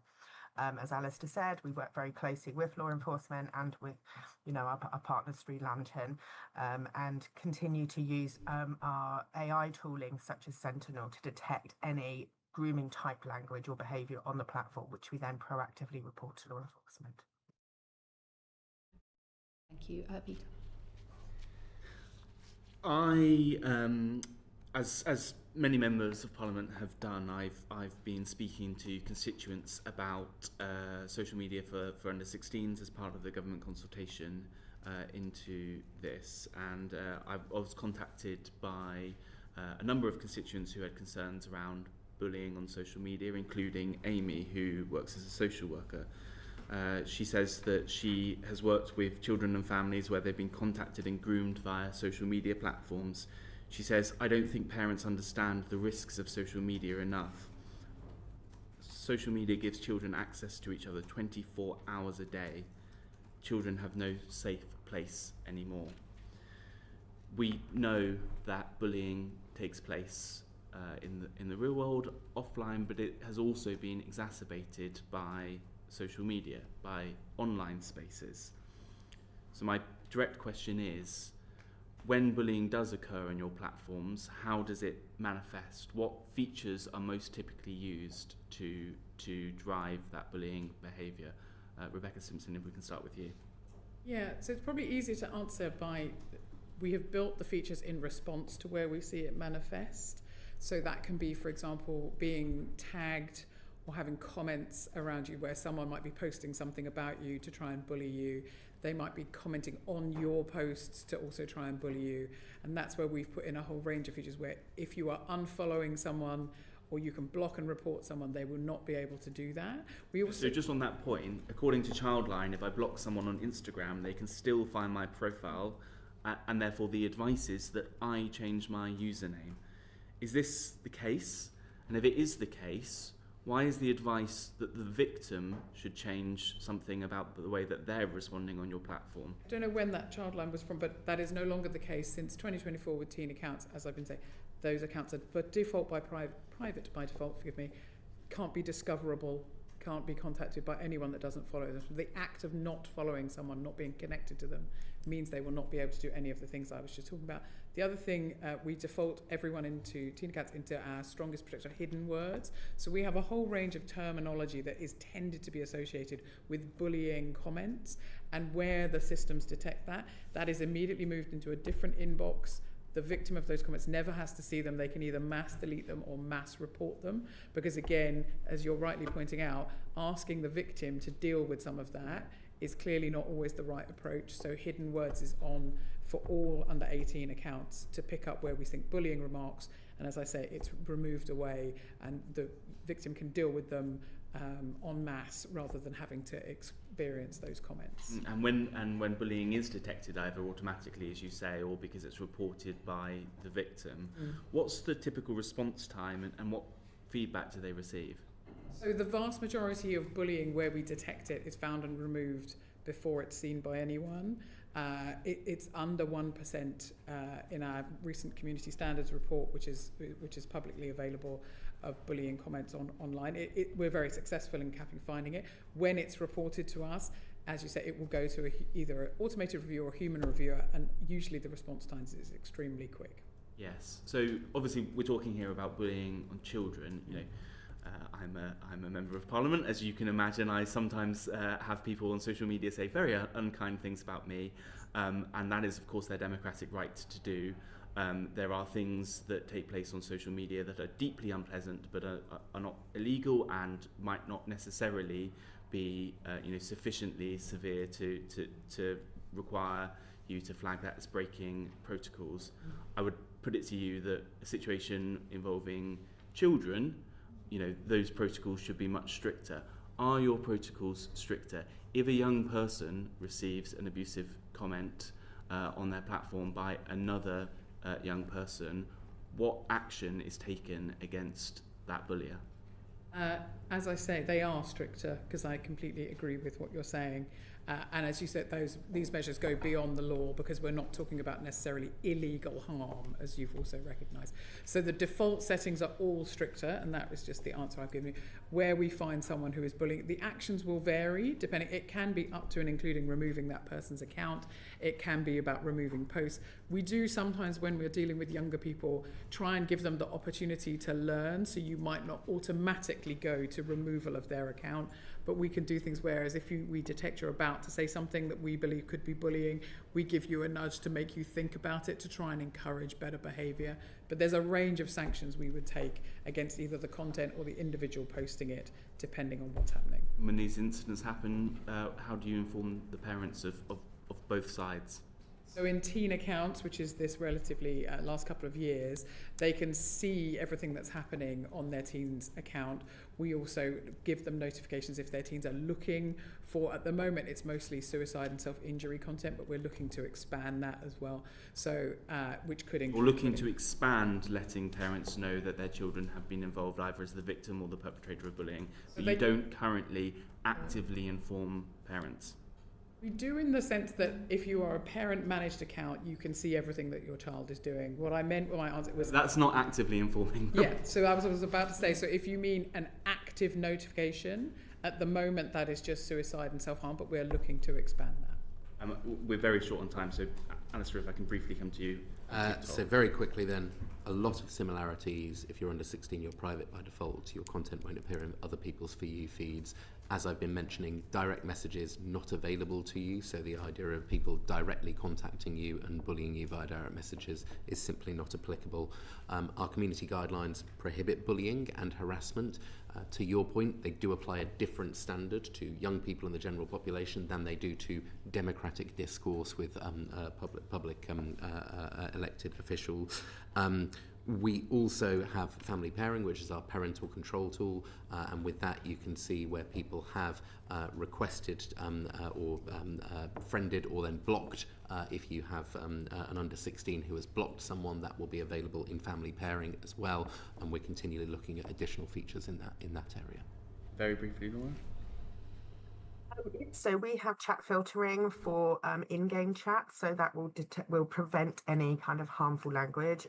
It doesn't necessarily have to be swearing, but even just mean language will be detected.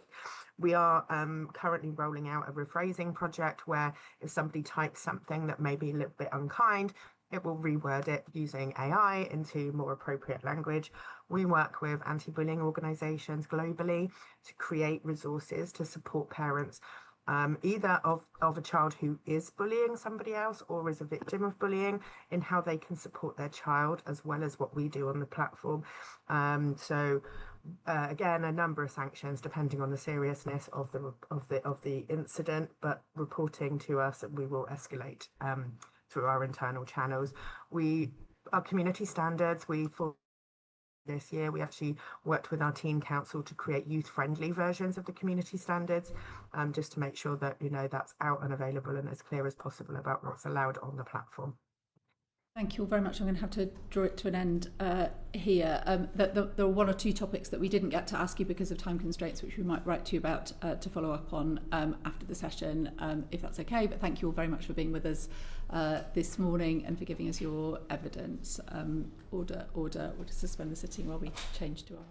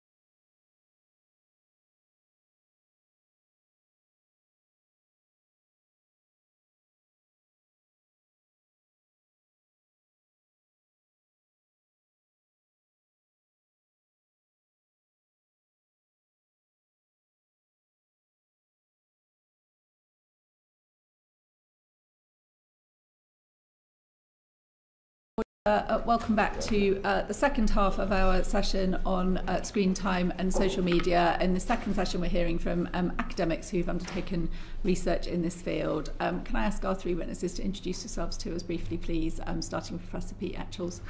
Hi everybody, I'm Pete Etchells. I'm a Professor of Psychology and Science Communication at Bath University.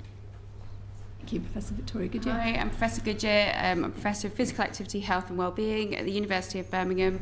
I'm NIHR lead of a large study on smartphone policies and training director of the ESRC Centre for Understanding Behaviour. Thank you very much. And joining us virtually, Professor Amy Orben. Apologies. Hi, I'm Professor Amy Orben. I'm a research professor at the University of Cambridge.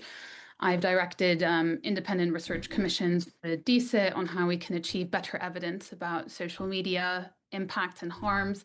And I'm also an independent advisor for both the Science Advisory Council for the DfE and the evaluation of the Social Media Minimum Age Act from the Australian E-Safety Commissioner. So I'll be attending today in my capacity as my job at Cambridge, not speaking to represent any positions of those entities.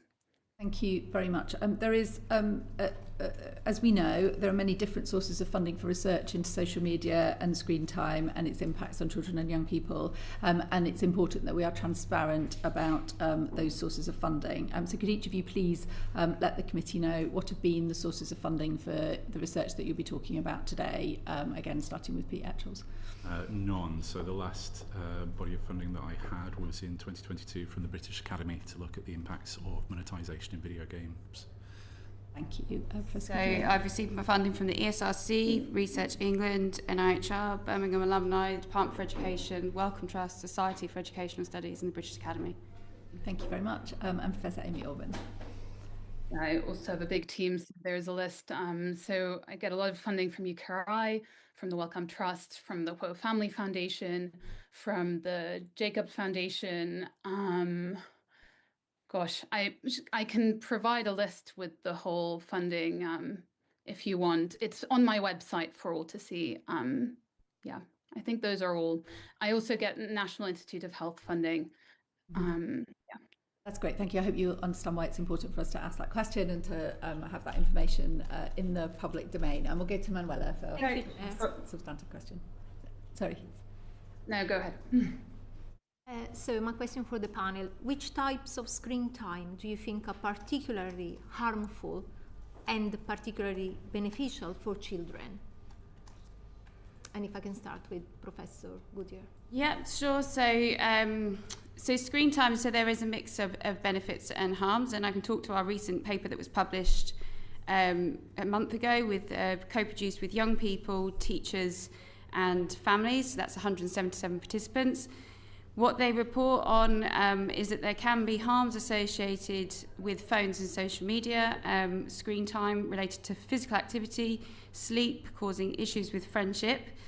They report that they can experience time wasting with scrolling, but at the same time, in terms of benefits, it can benefit their physical activity.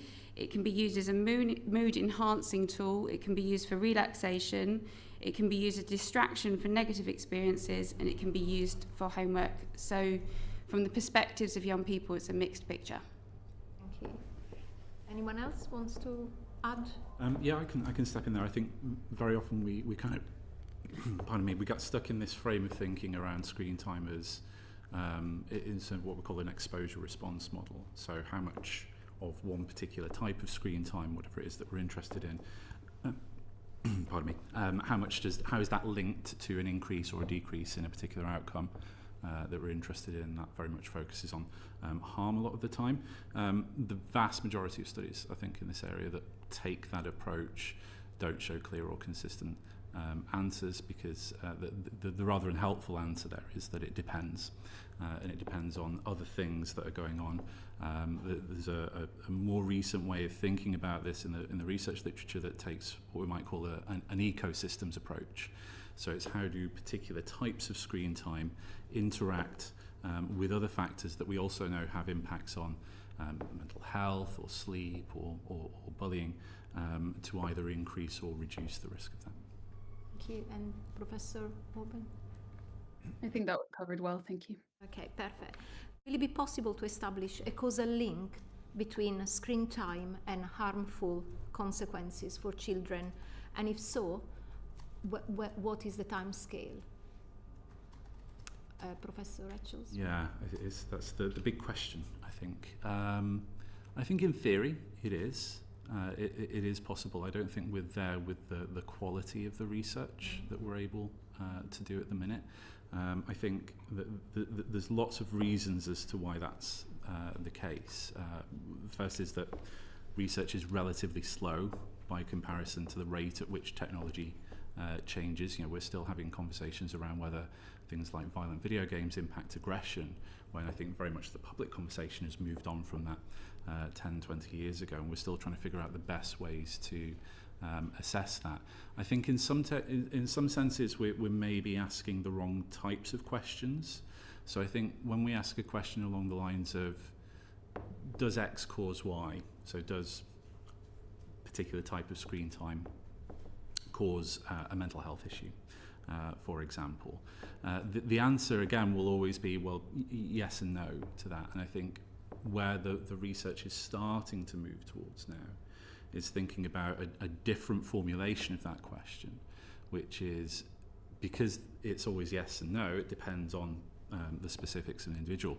Why is it the case that some children and young people thrive online, and in other cases, why do they really struggle? And I think that might be a more useful question to tackle to try and understand where the specific problems are. Anyone else on the panel wants to add to that? Yeah, I can go. So we can also think a bit about different scales of evidence. So I think we have really quite strong evidence that social media is harming individual children, right? We see that with the legal case in the US that, I know the lawyers who've been working on that for many, many years. We've seen that in the UK with coroner's reports stating the involvement of social media types of content in children's deaths, so very severe harms. So I think that stands in and of itself, right? And often when policymakers ask about that, then that's probably the response, because often that is what we use to understand whether we need to intervene on a malfunctioning product. On the level of when you average the whole amount of use across the whole population, the whole population of children and young people, then I would agree with Pete Etchells on that there becomes more difficult at times. I think there are also a lot of different harms that can occur. We could talk about sleep, productivity, attention, mental health, well-being, physical activity, and they all have different levels of evidence. But they all are shared that we often don't even have the data needed to understand those impacts because companies aren't sharing that with us appropriately. That's perfect. So academics often focus on the mixed evidence about the impact of screen time and the lack of causal link for harms. And why do you think there is such a disconnect between academic research, which obviously we heard is going very slowly, and public opinion? And also I would like to know, do you think there is a case for action now while the research is ongoing? And would you like? Yeah, so I think as we've mentioned, there are different types of evidence. So there are, there's case-based evidence and there's the academic evidence that we've mentioned. Within the academic research, there is also low quality and high quality evidence. And so, to get causal evidence, it's often experimental. And it takes rigorous study designs to give that evidence. So if you're thinking about, things like clinical trials and you're trying different drugs and those sorts of things, you spend a lot of time with different committees writing that research, having it peer reviewed, having protocols evaluated, having input from different groups, from youth groups.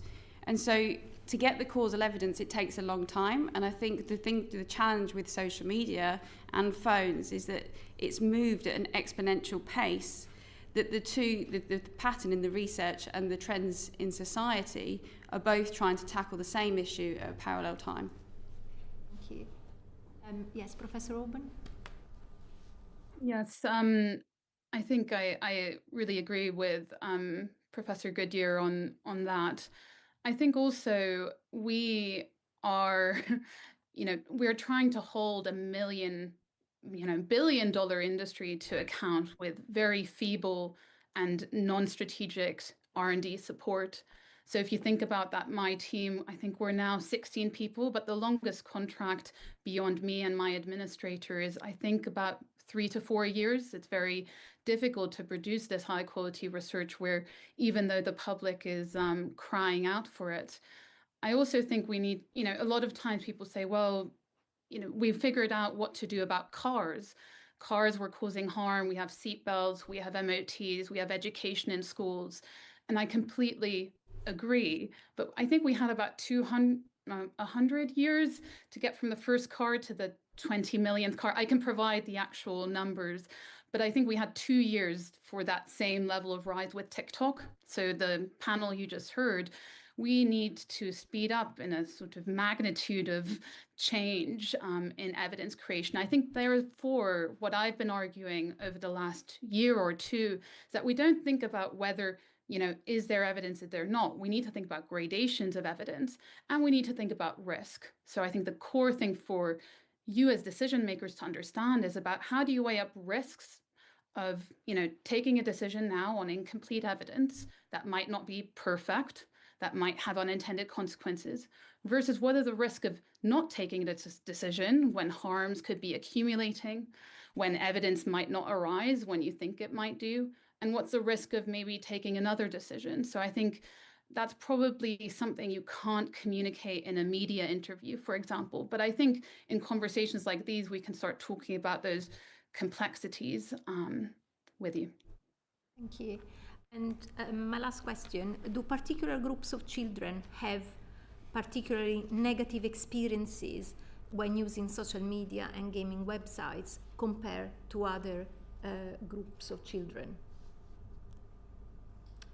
Yes. So we do see variation in experiences, and from a qualitative perspective, so that's, understanding from young people, and we do see differences in age, culture, religion, different vulnerabilities. I think what is common, and I've been researching this area for over 10 years, and across different ages, so that's from age 11 all the way through to young adults age 25, is that social media is a very powerful medium, and its contents are really, really powerful, and that can bring a lot of benefits but also harm. And I think the challenge is that some young person can be vulnerable for no particular reason on one day, and it can switch to controlling them. And that's the challenge, that's the key challenge that we experience in our research, is this how do we help young people to feel in control of their social media use so it's not controlling them. And I think that's, for me, that brings back to the importance of education and thinking about regulation and age-appropriate design. Thank you. Professor? Yeah, there's a few threads of evidence. So there's some research from about 10 years ago now that shows that you can almost predict the types of risks and harms that children and young people come across online as a function of pre-existing offline vulnerabilities. For example, children who are young carers are at more risk of cyber scams and identity theft and things like that. And again, it goes back to that idea of understanding the ecosystem within that situation occurs, that children in those sorts of situations are often at home more than their peers. That might mean that they're more online, and then they have that relative lack of support, a sort of literacy education to be able to spot these sorts of things.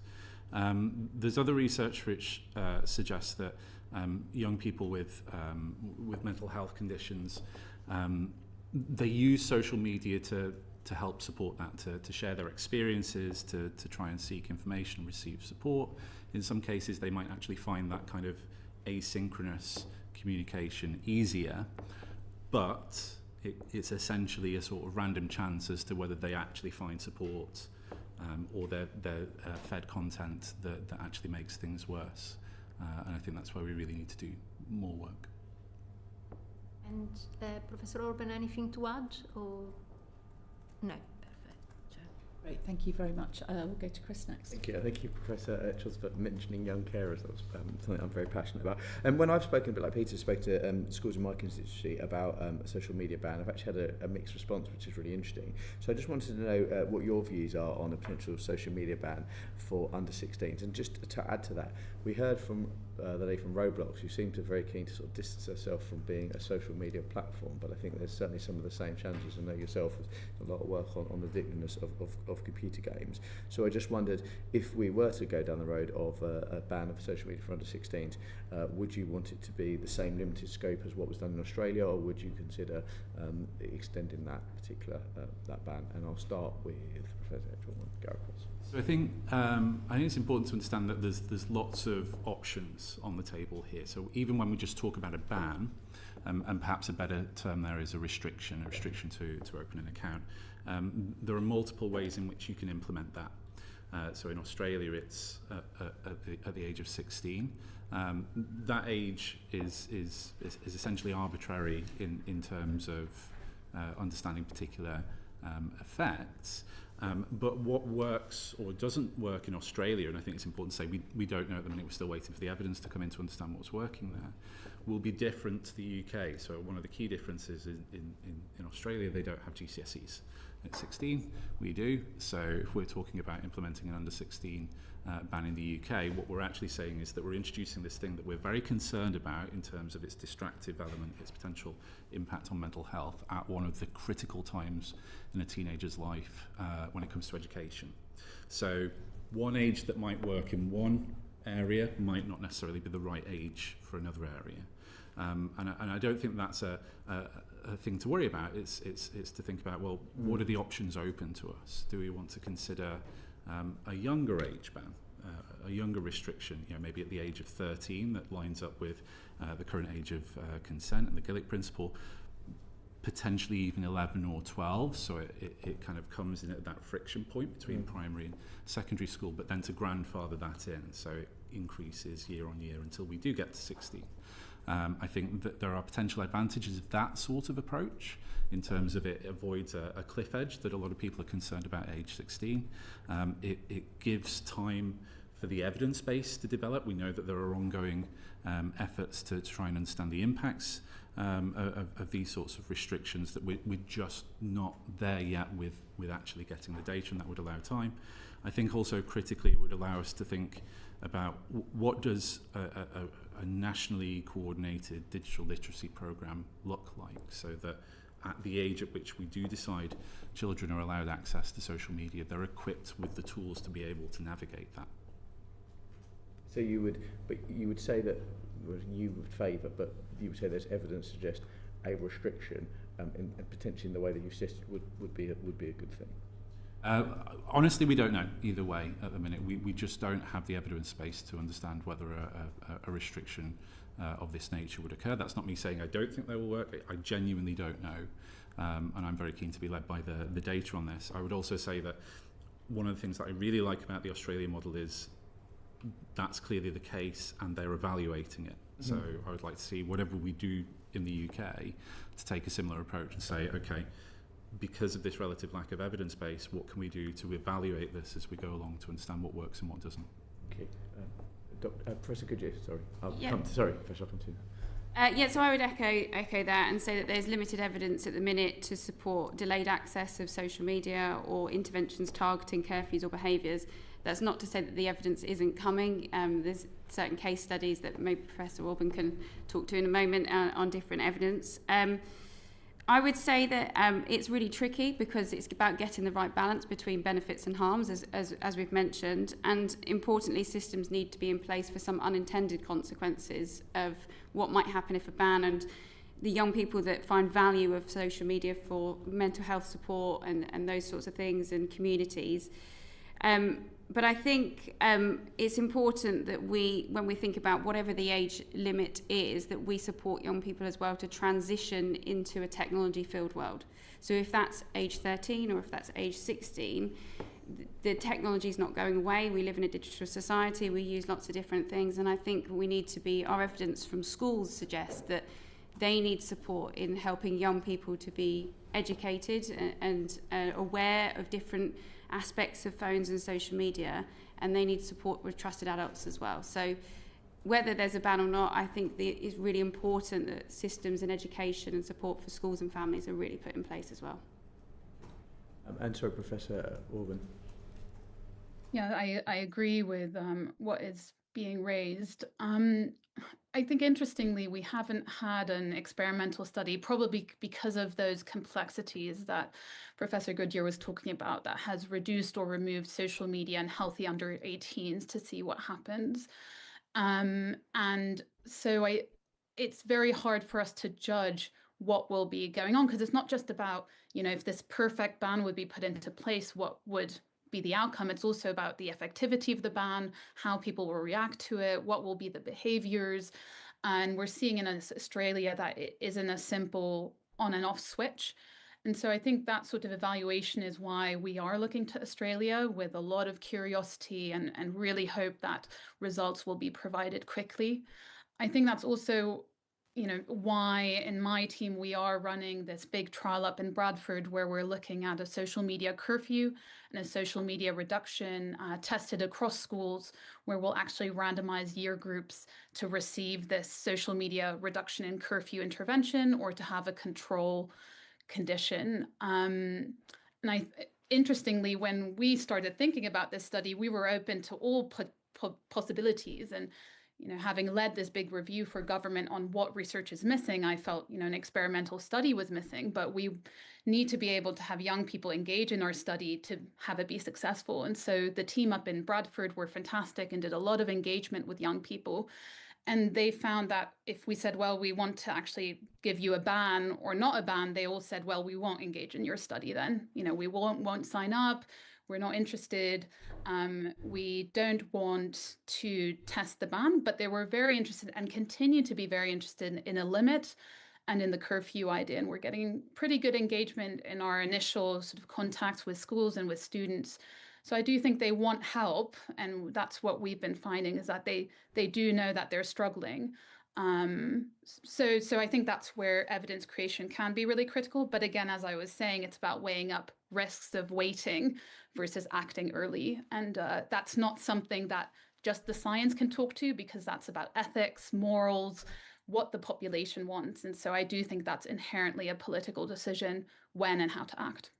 Just to push back on something that Professor Goodyear said about the digital age, but that doesn't necessarily mean that you couldn't have a social media ban to 16, does it? It just means that whenever the decision is made as to when young people are able to access social media, the importance of digital education. So it wouldn't necessarily mean there couldn't be a ban.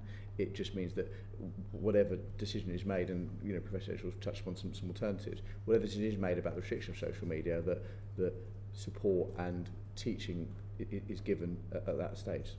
That's absolutely right. Yeah. So young people have repeatedly said to us across, from my earlier Wellcome Trust studies, that the support provided in school is outdated and irrelevant. And it's about catching up with the latest trends and patterns that are going on in young people's lives. And one of the challenges with social media and phones is it outpaces the experiences of many adults where they were childhoods. So it's really difficult for teachers, and it's really difficult for parents. And what's not also alongside the legislation about bans is we also need to be really supporting parents and schools to deliver that. And so, yeah, I agree with your point. Thank you. Manuela. Thank you, Chair. How would you assess the effectiveness of the government's guidance on screen time for children up to the age of 5? That's a good question. So is this the new guidance that's in place? So it's a great question. So I think one of the things about that is that there's two elements to that guidance. So I think the thing that's been the very kind of media focused element of this is the limits element. And actually we've got a history of that. So this idea of no screen time under a certain age, I think under the age of 2, was the view held by the American Academy of Pediatrics for a long time. And that then there was no evidence to support that, so they moved away from that. In the report that accompanies the guidance, that's similarly the case. So we still don't have a good evidence base to understand whether that will have a meaningful impact on parents' lives. Where I think there's more of a useful element of that guidance is in trying to support parents in understanding the importance of things like face-to-face interactions, prioritising offline moments during the day, but actually giving practical guidance on that. So to answer your question, I think to try and evaluate that, we need to be talking more to parents and caregivers about how they use screens, how they view them in the home. Is this guidance landing with them? Do they understand it? Are they taking it on board? Are they changing their practices? And look at that over time. Yes. Anyone else on the panel? Yes, Professor Orben. Yeah, well, I was on the working group that helped feed into this, so I do think that a lot of effort was put in to do this sort of review at very quick timescales. I think even in that younger age group, there's under twos, there's not to be there's a recommendation to only use screens if engaging with a caregiver in that activity. So, for example, it's not banning FaceTiming your grandparents when somebody is with you, or looking at photos together. I think what Professor Etchells noted is really critical, though, that the question about effectivity isn't just about how evidence-based the guidelines are and how the different risks and the precautionary approaches have been weighed up, but also how they work in practice. So I was, on the scene when the CMOs did their last guidance report that was out in 2019, and it still surprises me how little some of the recommendations have trickled down into popular culture and into the system. Last summer, I was asked to comment on a trial, I think, in that BBC Radio 4 had done, where they'd asked children not to have their phones in bedrooms and found positive impacts. And I just felt like I had to note that had been a recommendation from the CMO since 2019. So we haven't seen that much progress there. But I think having the guidance is really critical. And I think, it's been put together well. Thank you, Professor Goodyear. So my next question is still on the guidance. The Education Policy Institute noted that the guidance did not include advice on managing screen time when children have older siblings, and ensuring a consistent approach when children are with other family members, and what guidance should be offered on these issues. And I will go to Professor Orben. And so really, I think there's also been discussion about that.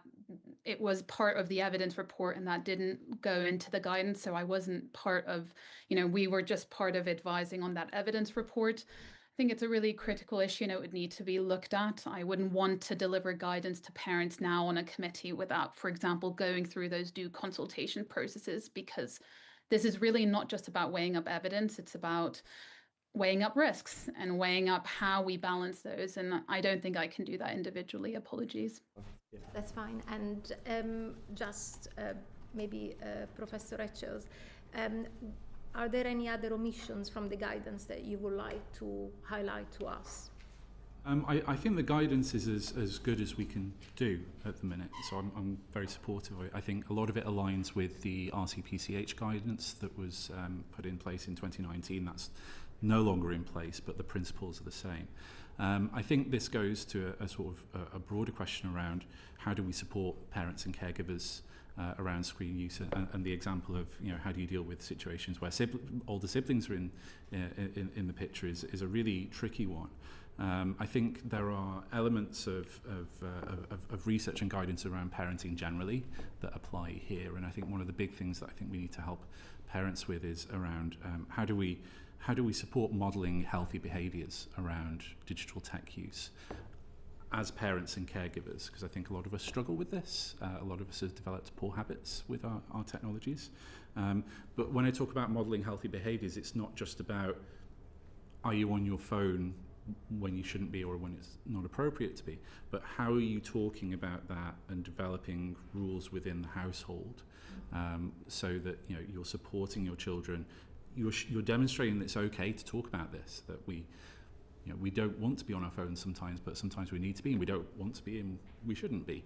And it's okay to talk about that, and keeping those lines of communication open is one of the most important things that we can do to support their journey through digital tech use. Thank you. Thank you. Peter Swallow.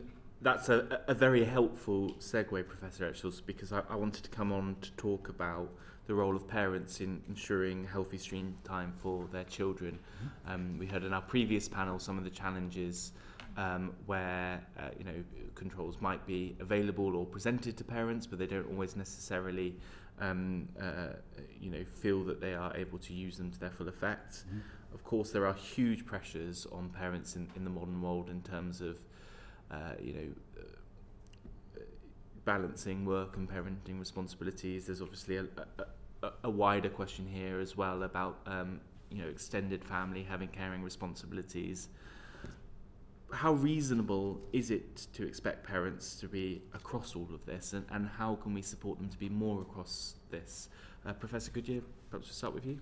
Yeah, so from our research, we see that phones and social media do impact on broader lifestyle behaviours. And so I think some guidance, and similar to the guidance Professor Orben mentioned from the CMOs, is about those lifestyle behaviours. It's about sleep and physical activity. So we know there can be displacement of those activities if phones are used late into the evenings as well. I think in that context, we need to help parents understand how to help young people develop healthy relationships with their phones. So alongside the phone guidance, what's sleep hygiene, safeguarding, how do we mitigate against conflicts and bullying, but how do we open up conversations with young people about those issues? Some of the young people say to us, if they spoke to their parents about some content, it could be particularly damaging because they might say, we'll just take your phone away or social media away. And so helping to have those open conversations is really important. Yeah, I've spoken to young people about this, and the question I always ask is, put your hands up if you've seen something distressing online. They all put their hands up. I say, put your hands up if you spoke to a trusted adult about it, and none of them do. It's quite shocking. Professor Orben, anything to add there? No, I think it's a really difficult space, and I think it's one which isn't appropriate. I think we shouldn't just be putting the pressure on children to deal with it or to parents for dealing with it. These are things that safety needs to be baked in by design into these platforms, so that there are more safeguards in place. And I think across the research community, we have been quite strong that there are features that are inappropriate for quite a long time. So I think what we also need to consider is that there are very different families with very different needs, very different pressures. And often it is only that, you need a certain amount of time to even familiarize yourself with all these new features coming out every couple of days or weeks and all the different apps that your child uses. And so there's a real concern about a differential so that the children from families where somebody has the time to consider this might be more safeguarded than the children in families where somebody has to be working multiple jobs, or a single parent household where naturally a lot of them are trying their best to do, to keep their children safe, but where there might be additional difficulties. And people have also been discussing that, for example, around other technologies where some families will have money to buy the nice technology that is safer and others won't, and will have to be in that attention economy that is grabbing your attention for profit. And I think that causes a lot of concern. I think is a reason we can't just put this onto parents as a solution. I think that's a really helpful response. Professor Etchells already alluded to this. A survey by Ofcom shows that 52% of children aged between 8 to 17 years of age thought parent screen time is too high. I certainly know as an adult that my screen time is too high. What measures can be taken to help parents manage their own screen time and be that excellent role model that we've been talking about? Professor Orben, yeah. I think the CMO guidance there, for example, talks about screen-free meal times being really important, and that I think would be one of those first steps. Meals are really critical times to be with your child. And actually the modeling is really important. But we do see that platforms have become, the designs have become better over time. And maybe some parents will just struggle to disengage because there are now quite powerful platforms. When you say better, do you mean better as in less harmful or more addictive? No, at harnessing people's attentions. Yeah, I thought so. Just checking. Yeah, sorry. Thank you for clarifying. What we've seen over time is that in young people, but also in young adults, an increasing concern about a lack of agency over your own use. So you're not alone and we're not alone, and sometimes feeling like we are exposed to a product where it's very hard to disengage. There's been some really interesting studies, for example, in Denmark, where they looked at small design changes in social media and found that actually does allow, this was in young people, but also there have been studies, very high quality studies in adults, allow people to disengage quicker. So for example, we might enter the app quite habitually. As I think you said in the previous panel, you open it up and you're kind of there and you wanted to do something and then you get stuck.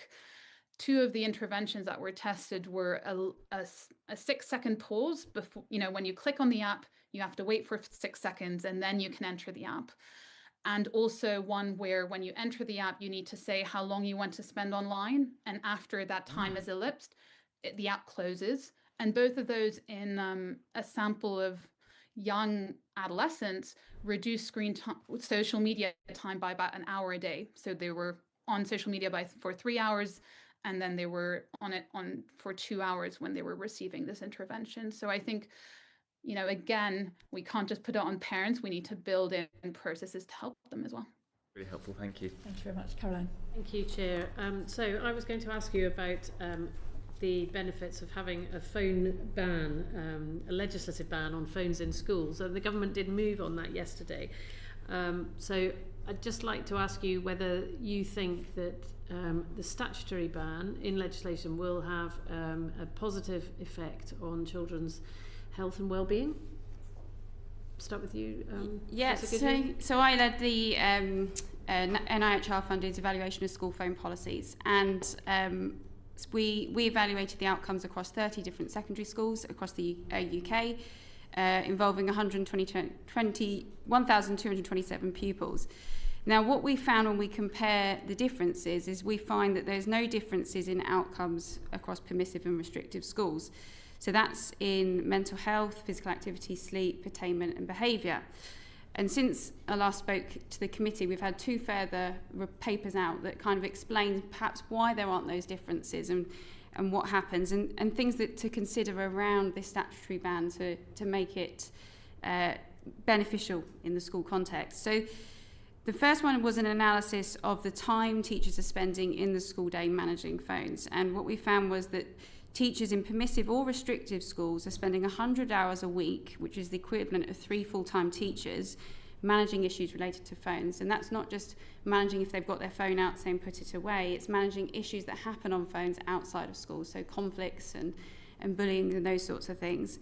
And so there needs to be an approach to policy making that can, whatever policy is embedded, that reduces the time that teachers are spending managing these issues. So that's really important in refining those policies. The second point is when we did some focus groups, we did 40 focus groups with parents, pupils and teachers. So 177 participants in total. And what we did with that work is we put the perspectives together, say what are the trends, what does people agree on and what do they disagree on. And the overarching message is that the phone bans won't eliminate some of the issues from occurring. They just change how they happen. And that has consequences for school and family life. So in restrictive schools, for example, we see that there are benefits. There's increase in in-person interactions and that improve pupil friendships. But when pupils have a phone ban in school, they do report compensating for a lack of time on their phone during the school day outside of school.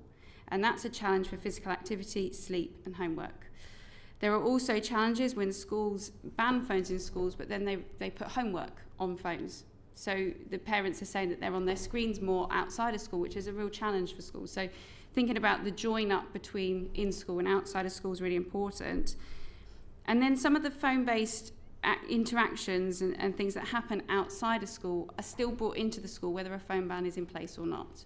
So conflicts still happen, bullying still happens, and they're distracted by not being able to access those phones. So it's really important that the support mechanisms are still in place, the policies are refined, it's not just a blanket ban, and I think it's really important that teachers are really trusted by young people, for some young people, and they are safeguarding experts, they can pick up and spot issues. And so by banning it, we're just not going to diminish the issues from happening, school phone policies, and it needs to be supported within the school context. So I think yes, there's different types of bans, pouches, lockers, all those sorts of things. But I think the wider guidance for schools about how can we help young people to manage their phone use is really important. Thank you. I'll come back to you on something you said in there in a minute, but maybe we could go to Professor Etchells.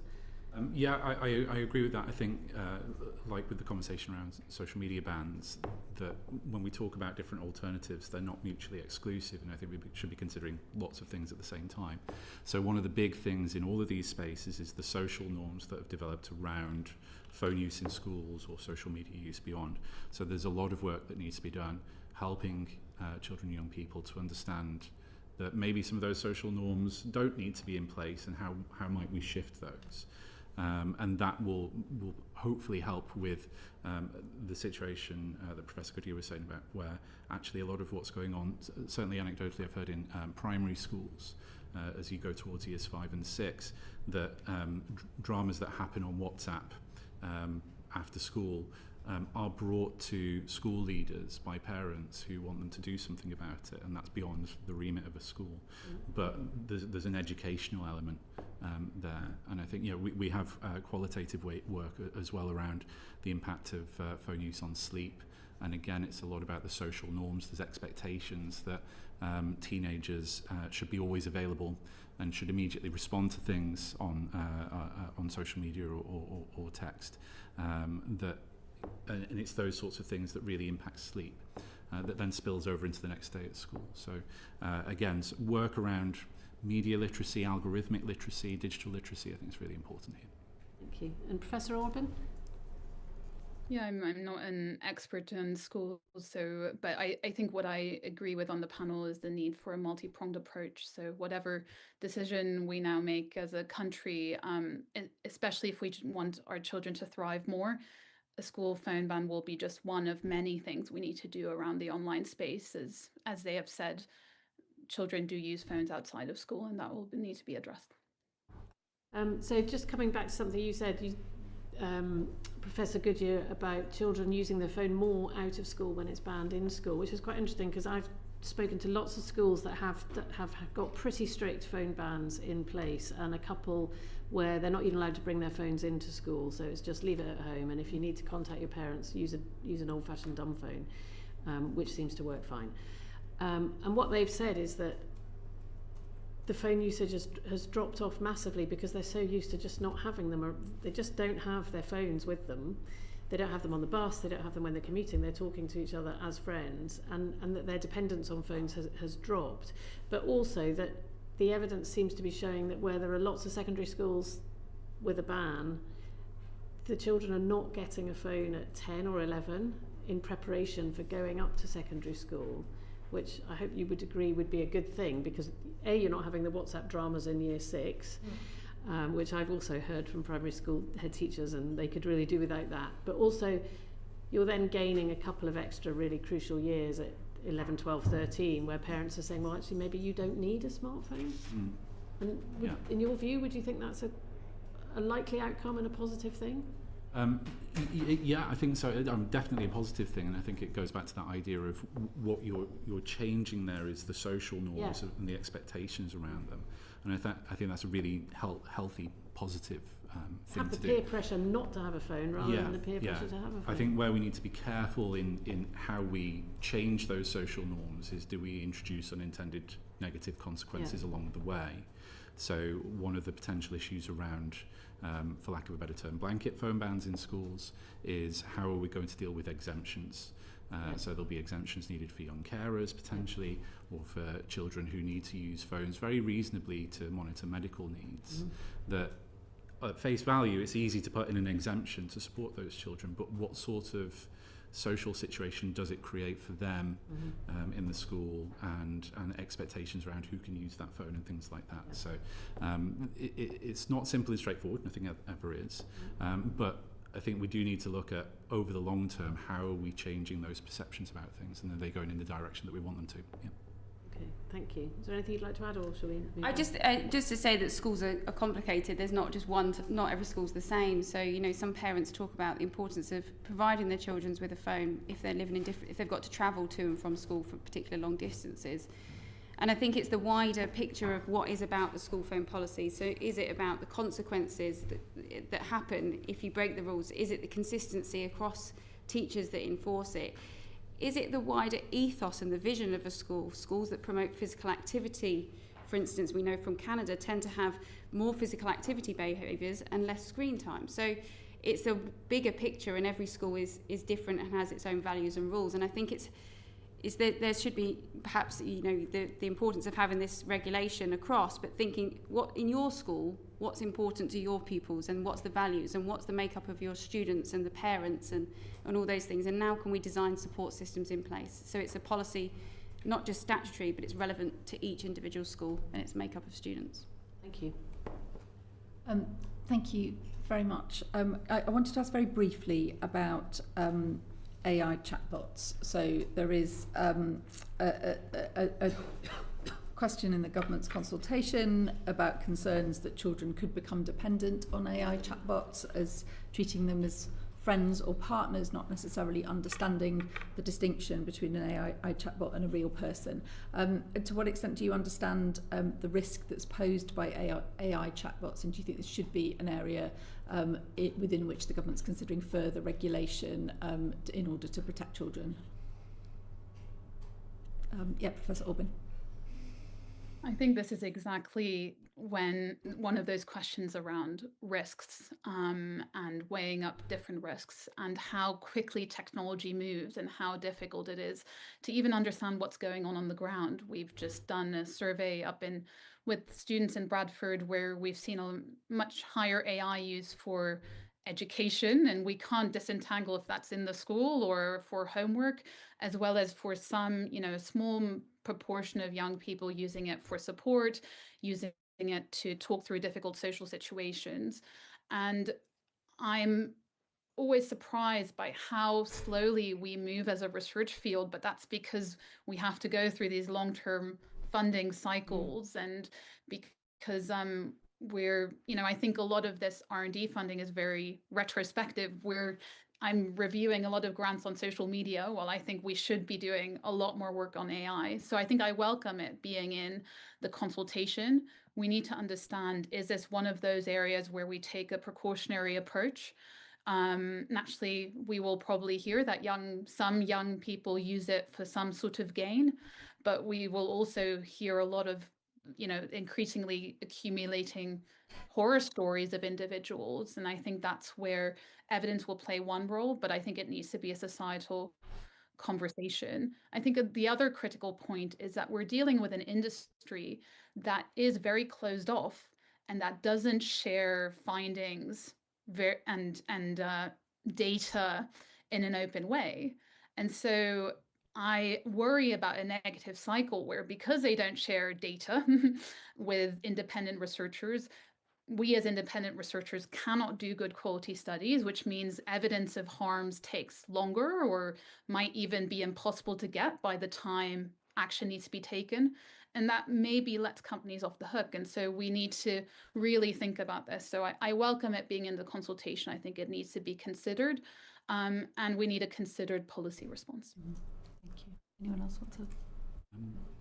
Yeah, I would just briefly agree. I think we need to be future-proofing for AI. There's some lessons that's been learnt from the consultations on social media that we've spoken here since early 2018, 2019, and I think we need to be future-proofing so we're not in this situation in 10 years' time with AI. And then just sorry. No, please go ahead. I was just going to ask finally. So there are a couple of quite unusual features of this debate that we're having nationally. I think one of them is we're all representatives. We're elected by our constituents. We listen very carefully to our constituents. I think MPs across the country hear from their constituents overwhelmingly that social media and screen time are causing harm to young people. That's what we hear, and that pressure for action feels very urgent. And I think it would be hard to find a Member of Parliament in the House of Commons who was not experiencing that pressure to act, and also often seeing those impacts and those concerns in their own lives and with their own children and so on as well. That sits in very sharp contrast to the view from academic researchers which has been consistently for a long period of time, we can't tell, we can't prove a causal link, the evidence isn't definitive, and we can't give you an answer. Governments have placed a great deal of emphasis on the view from academics, and that position that it is hard to find the definitive evidence and hard to find causal links has been used by successive governments as a reason to delay taking action. So I just want to ask how that sits with you. Do you feel that weight of responsibility? Do you think that you're perhaps not asking always the right questions in your research? And are there features of the way that your research is commissioned and funded, and the way that your research is regarded by governments, where changes could help us as a society to get to better solutions faster, because that's what our constituents are asking us to do?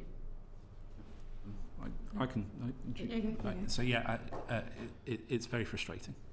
Very frustrating. It's been like this for a long time. I wrote an open letter 10 years ago saying we need more funding in this area before we develop robust government policy and guidelines for parents. I think it goes back to the question around funding in this space as well, that there are data out there that we could use, that we could answer some of these questions very quickly, that the companies are very reticent to share with independent researchers. At the same time, researchers are extremely cagey about engaging with the companies on a direct basis for that perceived conflict of interest or actual conflicts of interest that might arise from that. What a lot of researchers in the area have been arguing for a long time is that we need an independent third party to mediate this process. That might be a government, it might be a charitable foundation, to bring the right people in the room together so that we can figure out privacy issues, proprietary software issues, conflict of interest issues, so that we can actually get the data that we need to answer some of these questions. And without that, what's happened over the past 10, 15 years is we've had to resort as researchers to poorer methods. A lot of the research in this area relies on self-report questionnaire-based studies, which just don't, people will give you an answer if you ask them how much time have they spent on TikTok. Whether that number is accurate in any way, we simply don't know. So we need more of the actual objective data and mechanisms to share that responsibly that protects the researchers that are involved in that. Thank you. I'll go to Professor Orben next. Yeah, I think, we work extremely hard with what we've got, and I think I represent a community that understands the weight of the importance of this on us. And I think I share with others that this is things we think about when going to sleep. This is things we think about when we're waking up. And it often feels like we're living in a dual reality of the evidence that it's my role to represent and to accurately give evidence about what the evidence base is. That is, my job. But then also in communicating that with, as I said, risks and how we can weigh up things so that a lack of evidence isn't equated to evidence of absence, And so it's an utmost seriousness that this work is undertaken. We've been calling for better access to social media data for years, as Professor Etchells has said. We've called for this for the Online Safety Act when it was still being considered. We were promised it for many, many months, and then it was cut. And then it was replaced with that Ofcom would produce a report about how we can deliver data access for researchers. That report was delivered in July last year. We've heard nothing official from DSIT on how it's responding to this. So there's this sort of where the raw materials aren't there, then we cannot produce what is required in the timescales that are required. And also, I think we sometimes need to think about this evidence creation is maybe in a different system than we are currently, where this evidence creation is being done in universities and independent research teams. More and more, I think, well, what are other consumer products that could be harmful to a whole population that we as a society manage and manage risks of? And I think of food. So the Food Standards Agency and Authority have, solid funding. They test foodstuffs for potential harms, for potential pathogens, and it's done in a really strategic way. And I think we need to maybe move towards a system like that.